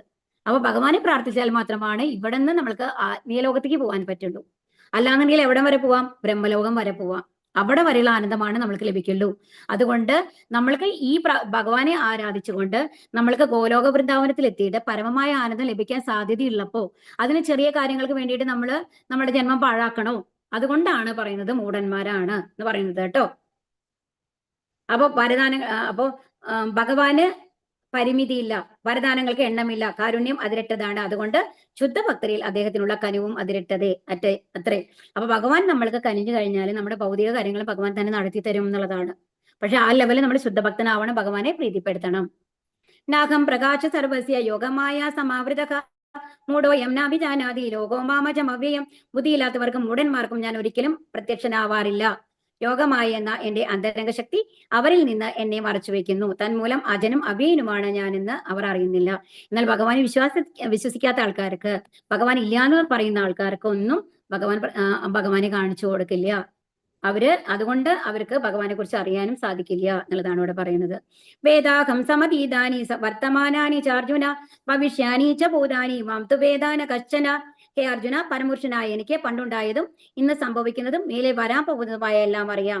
എല്ലാ ജീവാത്മാക്കളും എനിക്ക് സുപരിചിതരാണ്. പക്ഷെ എന്നെ ആർക്കും അറിയാൻ വയ്യ. അല്ലെ, ഭഗവാന്റെ സൃഷ്ടികളാണല്ലോ. അപ്പൊ ഭഗവാൻ എല്ലാവരെ കുറിച്ചും അറിയാം, എല്ലാ ജന്മങ്ങളെ കുറിച്ചും അറിയാം. ഭഗവാൻ ഭരിക്കുന്നില്ല, ഓരോ ജന്മത്തിലും നമ്മളുടെ കൂടെ എന്തായിട്ടുണ്ട്? പരമാത്മാവായിട്ട് നമ്മുടെ കൂടെയുണ്ട്. അപ്പൊ ഭഗവാന് നമ്മുടെ ഓരോരുത്തരെ പറ്റിയിട്ടും ഓരോ ജന്മങ്ങളെ കുറിച്ചിട്ടും അറിയാം. പക്ഷെ നമ്മൾക്കറിയില്ല, നമ്മൾക്ക് മറവിയാണല്ലേ. ഒരു ശരീരം നശിച്ചു കഴിഞ്ഞു കഴിഞ്ഞാൽ ആ ജന്മത്തിൽ എന്താണെന്നുള്ളത് നമ്മൾ മറന്നു പോകുന്നു. അതുകൊണ്ട് നമ്മൾക്ക് ഭഗവാനെ കുറിച്ച് അറിയില്ലെങ്കിലും ഭഗവാൻ നമ്മളെ കുറിച്ചിട്ട് എല്ലാം അറിയാം. യേഷാം സ്വന്തഗതം പാപം ജനാനാം പുണ്യകർമ്മണം ദേതോന്തമോഹ നിർമുക്ത ഭജന്തേ മാം ദൃഢവ്രതാക. പൂർവ്വജന്മങ്ങളിലും ഈ ജന്മത്തിലും പുണ്യകർമ്മങ്ങൾ ചെയ്തിട്ടുള്ളവർ അവരുടെ പാപഫലങ്ങൾ നിർമ്മാർജ്ജനം ചെയ്ത് ദ്വന്ദ്മോഹങ്ങളിൽ നിന്ന് വിമുക്തരാകുന്നു. അങ്ങനെ അവർ ദൃഢനിശ്ചയത്തോടെ എന്റെ സേവനത്തിൽ മുഴുകും. അപ്പൊ അങ്ങനെ നമ്മൾ പുണ്യകർമ്മങ്ങൾ ചെയ്തിട്ടുണ്ടെങ്കിൽ ഭഗവാനെ ചിന്തിച്ചുകൊണ്ട് നല്ല കാര്യങ്ങൾ ചെയ്യുന്ന ആൾക്കാരാണെന്നുണ്ടെങ്കിൽ എന്താ ഉണ്ടാവുക? അവരുടെ പാപഫലങ്ങളൊക്കെ ആര് നീക്കും? ഭഗവാൻ നീക്കും. എന്നിട്ട് ദ്വന്ദ്മോഹങ്ങൾ, അതായത് ദ്വന്ദ്വം എന്ന് പറഞ്ഞാൽ എന്താണ്? നമ്മൾക്ക് സുഖവും ദുഃഖവും വരുന്നത്, ആഗ്രഹങ്ങൾ വരുന്നത്, അത് വേണം ഇത് വേണ്ട എന്നൊക്കെ നമുക്ക് തോന്നുന്നില്ലേ? അങ്ങനത്തെ എല്ലാ ചൂടും തണുപ്പും നമ്മൾക്ക് അനുഭവപ്പെടുന്നില്ലേ? അതിൽ നിന്നെല്ലാം നമ്മളെ മുക്തരാക്കിയിട്ട് എവിടേക്ക് കൊണ്ടുപോകും? ആ ഒരു അവസ്ഥയിൽ എത്തിക്കഴിഞ്ഞാൽ എന്താ ചെയ്യുക അവര്? അപ്പൊ നമ്മൾക്ക് ഒന്നിനോടും ആഗ്രഹം തോന്നില്ലേ? എല്ലാം ഭഗവാൻ തരുന്നതാണ്, ഈ സുഖം ദുഃഖമുള്ളതാണ്. നമ്മൾ പറഞ്ഞു അല്ലെ, സ്ഥിതപ്രജ്ഞൻ എന്ന് പറഞ്ഞു, അതുപോലെ ബ്രഹ്മനിർവാണം പറഞ്ഞു. എല്ലാം ഒന്ന് തന്നെയാണ്. ഭഗവാനെ ശുദ്ധഭക്തന്മാരായി കഴിഞ്ഞാൽ ഈ ഭൗതിക ലോകത്തിൽ ഒന്നിനോടും നമ്മൾക്ക് ആഗ്രഹം ഉണ്ടാവില്ല. എങ്ങനെയെങ്കിലും ഭഗവാന്റെ അടുത്ത് എത്തിയാൽ മതി എന്നുള്ള ഒരു ആഗ്രഹം മാത്രമാണ് ഉണ്ടാവുക. അപ്പൊ അവരെന്ത് ചെയ്യും? ദൃഢനിശ്ചയത്തോട് കൂടിയിട്ട് ഭഗവാന്റെ സേവനത്തിൽ മുഴുകും എന്നാണ് ഇവിടെ പറയുന്നത്. സാധി ഭൂതാദി ദൈവം മാം സാധി യജ്ഞം ചയ്യവിദുഹു പ്രയാണകാലേ പിച്ചമാം തേ വിദുർയുക്ത ചേതസക. എന്നെ അറിയുകയും എപ്പോഴും എന്നെ കുറിച്ചുള്ള ബോധം പുലർത്തുകയും ചെയ്യുന്നവൻ, ഭൗതിക പ്രപഞ്ചങ്ങളുടെയും ദേവന്മാരുടെയും സർവ്വയജ്ഞങ്ങളുടെയും നിയന്താവായ ഭഗവാനാണ് ഞാൻ എന്നറിയുന്നവൻ മരണസമയത്ത് പോലും എന്നെ സ്മരിക്കും. ഇത് ഏറ്റവും ഇമ്പോർട്ടന്റ് ആയിട്ടുള്ള ശ്ലോകമാണ് കേട്ടോ. മരണസമയത്ത് പോലും ഭഗവാനെ സ്മരിക്കും എന്നാണ് പറയുന്നത്. ഇപ്പോഴും ഭഗവാനെ കുറിച്ച് ആലോചിച്ചു കഴിഞ്ഞാൽ ആ സ്മരണ തന്നെയാണ് നമ്മൾക്ക് മരിക്കുമ്പോഴും ഉണ്ടാവുക. അപ്പൊ മരണസമയത്ത് പോലും ഭഗവാനെ സ്മരിക്കും. മരണസമയത്ത് എന്താണ് അതിന്റെ പ്രത്യേകത? മരണസമയത്ത് നമ്മൾ എന്താണോ ആലോചിക്കുന്നത് അത്തരത്തിലുള്ള ഒരു ജന്മമാണ് നമ്മൾക്ക് കിട്ടുക എന്നുള്ളതാണ്. അപ്പൊ മരണസമയത്ത് ഭഗവാനെ കുറിച്ച് ആലോചിച്ചു കഴിഞ്ഞാൽ നമ്മൾ ഭഗവാന്റെ അടുത്തേക്ക് പോകും. മരണസമയത്ത് നമ്മളൊരു മൃഗത്തെ കുറിച്ചാണ് ആലോചിക്കുന്നത് എന്നുണ്ടെങ്കിൽ ആ മൃഗത്തിന്റെ ജന്മം നമ്മൾക്ക് കിട്ടും. നമ്മളിപ്പോ ഒരു പെറ്റ് ഡോഗ് ഒക്കെ ഉണ്ടെങ്കിൽ ചിലപ്പോൾ അങ്ങനെ വിചാരിക്കാം അല്ലെ, അതിനെ ആയിരിക്കും. അപ്പൊ എന്തിനെ കുറിച്ചിട്ടാണോ ഒരു സ്ത്രീക്ക് ഭർത്താവിന് ഭയങ്കര ഇഷ്ടമാണെന്നുണ്ടെങ്കിൽ ആ ഭർത്താവിനെ കുറിച്ചിട്ടാണ് ആലോചിക്കുന്നത് എന്നുണ്ടെങ്കിൽ ഒരു പുരുഷജന്മം കിട്ടും എന്നുള്ളതാണ് അടുത്ത ജന്മത്തില്. അപ്പൊ എന്താണോ നമ്മുടെ ആഗ്രഹം മരണ സമയത്ത് വരുന്നത് അതിനനുസരിച്ചുള്ള ഒരു ജന്മമാണ് നമുക്ക് തരിക. അപ്പൊ എന്താണ് നമ്മൾ ചെയ്യേണ്ടത്? ഭഗവാനെ കുറിച്ച് ഓർക്കണം, എന്നാലാണ് ഭഗവാന്റെ അടുത്ത് എത്താനായിട്ട് സാധിക്കുള്ളൂ. ഹരേ കൃഷ്ണ കൃഷ്ണ കൃഷ്ണ ഹരേ ഹരേ, ഹരേ രാമ രാമ രാമ ഹരേ ഹരേ. അപ്പൊ ഇനി അടുത്ത അധ്യായത്തില് മരണസമയത്ത് എങ്ങനെ ഭഗവാനെ ആലോചിക്കാം, ഇതിന്റെ തുടർച്ചയാണ് കേട്ടോ അടുത്ത അധ്യായം വരിക. അപ്പൊ അതുകൊണ്ട് നാളെ എങ്ങനെയാണ് മരണസമയത്ത് നമുക്ക് ഭഗവാനെ കുറിച്ച് ചിന്തിക്കാൻ കഴിയുക എന്നുള്ളത് നാളെ നമ്മൾക്ക് കേൾക്കാം. ഹരേ കൃഷ്ണ. ഇതിന്റെ ക്വസ്റ്റ്യൻസ് എടുക്കാം കേട്ടോ വേഗം. ഹരേ കൃഷ്ണ. ഹരേ കൃഷ്ണ. എന്താണ് ക്വസ്റ്റ്യൻസ്? തത്സൃണു എന്ന വാക്കിന്റെ ആദ്യത്തെ ചോദ്യം എന്താണ്? തത്സൃണു എന്ന വാക്കിന്റെ തസ്രണു എന്ന വാക്കിന്റെ അർത്ഥം അത് കേട്ടാലും എന്നുള്ളതാണ് കേട്ടോ. അത് ഞാൻ എടുത്ത് പറഞ്ഞില്ല നിങ്ങളുടെ അടുത്ത്. ആദ്യത്തെ ശ്ലോകത്തിൽ വരുന്നതാണ് തസ്രണു, നീ കേട്ടാലും എന്ന് പറയുന്നുണ്ട് അല്ലേ ഭഗവാൻ. അതാണ് നീ കേൾക്കൂ, ഞാൻ പറഞ്ഞു തരാം എന്ന് പറഞ്ഞില്ലേ. ഇനി 3 വിഷ്ണു രൂപങ്ങൾ ഏതെല്ലാം? ഗർഭോദകശായി, ക്ഷീരോദകശായി. ആദ്യത്തെ കാരണോദകസായി വിഷ്ണു. കാരണോദകസായി വിഷ്ണു നമ്മൾ പറഞ്ഞു, അതിൽ നിന്നാണ് എന്ത് വരുന്നത്? കാരണോദകസായി വിഷ്ണുവിൽ നിന്നാണ് ഈ പ്രപഞ്ചങ്ങളുടെ ഇതൊക്കെ വരുന്നത്. അതിനുശേഷം എന്താ പറയുക, ആ പ്രപഞ്ചത്തിന്റെ ഉള്ളിലേക്ക് ആര് വരും? ഗർഭോദകസായി വിഷ്ണു വരും. ആ ഗർഭോദകസായി വിഷ്ണുവിൽ നിന്ന് ക്ഷീരോദകസായി വിഷ്ണു വരും. ആ ക്ഷീരോദകസായി വിഷ്ണു ആണ് നമ്മുടെ ഹൃദയത്തില് പരമാത്മാവായിട്ടുള്ളത്. അപ്പൊ ആദ്യ കാരണോദകസായി വിഷ്ണുവിൽ നിന്നാണ് ഈ പ്രപഞ്ചങ്ങൾ മുഴുവൻ വരുന്നത്. അതിൽ നിന്ന് എന്ത് വരുന്നു? ഗർഭോദകസായി വിഷ്ണുവിന്റെ ആ താമരയിൽ നിന്നാണ് ബ്രഹ്മാവ് വരുന്നത് അല്ലെ. അതിൽ നിന്നാണ് പിന്നെ ഗർഭോദകസായി വിഷ്ണുവിന്റെ ഒരു വിസ്തരണമായിട്ടാണ് ക്ഷീരോദകസായി വിഷ്ണു വരുന്നത്. ആ ക്ഷീരോദകസായി വിഷ്ണുവാണ് എല്ലാവരുടെ മനസ്സിലും പരമാത്മാ രൂപത്തിലുള്ളത്. അപ്പൊ തുടക്കം വരുന്നത് കാരണോദകസായി വിഷ്ണു ആണ് കേട്ടോ. ഇനി ഇതിന്റെ ഡീറ്റെയിൽ ആയിട്ട് നമ്മൾ ഇനി 9ാമത്തെ അധ്യായത്തിലൊക്കെ നമ്മൾ വിസ്തരിച്ച് നമ്മൾ പറയും ഗോലോക ചാർട്ട്. അപ്പൊ നമ്മൾ വിസ്തരിച്ച് പറയാം. ഇനി അടുത്തത് ഭിന്നമായ ഭൗതിക പ്രകൃതിയിൽ എന്തെല്ലാം അടങ്ങിയിരിക്കുന്നു? എന്തൊക്കെയാണുള്ളത് പറഞ്ഞൂലോ, നമ്മൾ വേഗം പറയൂ. ഭൂമി, ജലം, അഗ്നി, വായു, ആകാശം, ബുദ്ധി, മനസ്സ്, ബുദ്ധി, അഹങ്കാരം. അഹങ്കാരം. ഇതാണ് 8 കാര്യങ്ങളാണ് കേട്ടോ. അഷ്ട എന്ന് പറഞ്ഞ 8 എന്നാണ് അർത്ഥം. ഇനി ഭഗവാന്റെ ഉത്കൃഷ്ട ശക്തി ഏതാണ്? ജീവഗണങ്ങൾ. ഇനി ശ്ലോകം 7:7 പറഞ്ഞിരിക്കുന്ന ഉപമ എന്താണ്? അതാണ് മത്തപരതരം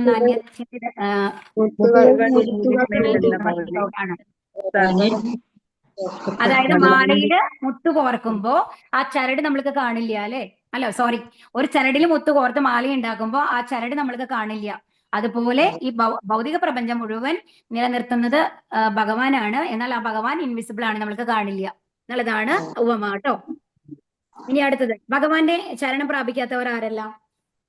ദുഷ്ടന്മാരും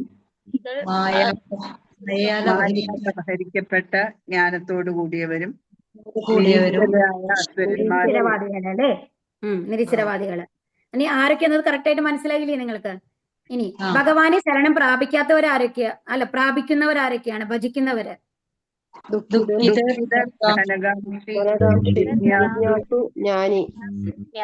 ദുഃഖിതന് ഉദാഹരണം ആരാണ്? കഴുത. പ്രയത്നത്തിന്റെ ഫലം സ്വയം. കഴുതയല്ല, നമ്മൾ മറ്റേത് പറഞ്ഞില്ലേ, നമ്മൾ ആരൊക്കെയാണെന്ന് പറഞ്ഞില്ലേ ഭഗവാന്? ഗജേന്ദ്രൻ. കഴുത ഒരിക്കലും ഭഗവാന്റെ അടുത്ത് എത്തില്ലല്ലോ. കഴുതയുടെ സ്വഭാവം അത് മൂഢന്മാരിലാണ് നമ്മൾ പറഞ്ഞത് കേട്ടോ. ദുഃഖിതൻ എന്ന് പറയുമ്പോ ഗജേന്ദ്രൻ, ദ്രൗപദി ഒക്കെ ദുഃഖിതന്മാരായിരുന്നു. പിന്നെ വേറെ ആരാണ്? മറ്റേതിന് എന്താ പറഞ്ഞത്? ദുഃഖിതന് ഉദാഹരണം നമ്മൾ പറഞ്ഞു. പിന്നെ ധനാകാംക്ഷയ്ക്ക് ആരാണ്? ധ്രുവൻ. പിന്നെ ജിജ്ഞാസുവിന് ആരാ പറഞ്ഞത്? ജിജ്ഞാസുവിനാരാ? നൈഷ്മിക ശാസ്ത്രമത്തില് നൈമിഷാരണ്യം എന്നാണ് കേട്ടോ പറയാ. അവിടുത്തെ ശൗനിക മുനിമാരൊക്കെ ഭാഗവതം കേൾക്കാനിരുന്നത് ആഗ്രഹം കൊണ്ടാണ്. അതാണ് ജിജ്ഞാസു എന്ന് പറയുന്നത്. പിന്നെ അത് പറഞ്ഞു കൊടുത്ത സുഖദേവ ഗോസ്വാമിയാണ് അല്ലെ. ആ സുഖദേവ ഗോസ്വാമിയൊക്കെ ജ്ഞാനിക്ക് ഉദാഹരണമാണ് കേട്ടോ. ഇനി ശ്ലോകം 7:23 പകരം തെറ്റി കൊടുത്തേക്കുന്നതാണത് മാറ്റിക്കോളൂ. 7:23 എന്തിനെ കുറിച്ചാണ് പറയുന്നത്? ആ ക്വസ്റ്റ്യൻ ഒന്ന് മാറ്റിക്കോളൂ. 7:23 കേട്ടോ. മൂഢന്മാരാണ് ദേവന്മാരെ ആരാധിക്കുന്നത്. അവർക്ക് കിട്ടുന്ന ഫലമാകട്ടെ തുച്ഛവും ക്ഷണികവുമാണ്. ദേവന്മാരെ പൂജിക്കുന്നവർ ആ ദേവന്മാരുടെ ലോകത്തെത്തും. എന്റെ ഭക്തന്മാരാകട്ടെ പരമോന്നതമായ എന്റെ ധാമത്തിലെത്തും. അതായത് ദേവന്മാരെ ആരാധിക്കുന്നവർ ദേവന്മാരുടെ ലോകത്താണ് എത്തുക. പക്ഷെ ഭഗവാനെ ആരാധിക്കുന്നവരോ ഭഗവാന്റെ അടുത്ത്. ഭക്തന്മാരാണെങ്കിലോ ഭക്തന്മാരാണെങ്കിൽ ഭഗവാന്റെ ശുദ്ധ ഭക്തന്മാരാണല്ലേ, അത് ഗോലോക വൃന്ദാവനത്തിലെ ഭഗവാന്റെ ധാമത്തിലെത്തും. അതാണ് പ്രത്യേകത കേട്ടോ. ഇനി അടുത്തത്, ഇനി ദുഃഖിതൻ. ഇനി ലാസ്റ്റ് എന്താണ്? ശ്ലോകം 30 ഭഗവാൻ എന്താണ് പറയുന്നത്? 30 എന്താ പറയണേ? എന്നെ അറിയുകയും എന്നെ കുറിച്ചുള്ള സ്മരിച്ചാൽ ഭൗതിക പ്രപഞ്ചങ്ങളുടെയും ദേവന്മാരുടെയും സർവ്വയജ്ഞങ്ങളുടെ നിയന്താവായ ഭഗവാനാണെന്ന് ഞാൻ എന്നറിയുന്നവർ മരണസമയത്ത് പോലും എന്നെ സ്മരിക്കും. അപ്പൊ മരണസമയത്ത് ഭഗവാനെ സ്മരിക്കുക എങ്ങനെയാണെന്നുള്ളതാണ് നമ്മൾ ഇനി അടുത്തത് പഠിക്കാൻ പോണത്. അപ്പൊ ഇതിന്റെ തുടർച്ചയായിട്ടാണ്, ഓരോ അധ്യായത്തിന്റെ തുടർച്ചയായിട്ടാണ് അടുത്ത അധ്യായം തുടങ്ങുന്നുണ്ടാവുക കേട്ടോ. ഒരു കണക്ഷൻ ഉണ്ടാവും എപ്പോഴും. ഹരേ കൃഷ്ണ. അപ്പൊ ഇനി നമുക്ക് നാളെ കാണാം. എല്ലാവരും പറ്റുന്നവരൊക്കെ ഒന്നും കൂടി ഇത് റിവൈസ് ചെയ്ത് നോക്കുക, എന്തൊക്കെയാണ് നമ്മൾ പഠിച്ചതെന്നുള്ളത്. അപ്പൊ നിങ്ങൾക്ക് കുറച്ചും കൂടി വ്യക്തമായിട്ടുള്ള ധാരണ കിട്ടും കേട്ടോ. ഹരേ കൃഷ്ണ. ഹരേ കൃഷ്ണ. ഹരേ കൃഷ്ണ. ഹരേ കൃഷ്ണ മാതാജി. ഹരേ കൃഷ്ണ. മാതാജി. ഹരേ കൃഷ്ണ. പാഞ്ചാകൽപതരുദ്ദേശ കൃപ പതിദാനം പവനേഭ്യോ വൈഷ്ണവേഭ്യോ നമോ നമഃ. ആനന്ദ കോടി വിഷ്ണു കി ജയ്, പ്രഭാതി കി ജയ്, ഗുരു മഹാരാജ് കി ജയ്, ഗൗരി പ്രേമാനന്ദേ. ഹരി ഹരി ബോൾ. ഹരേ കൃഷ്ണ.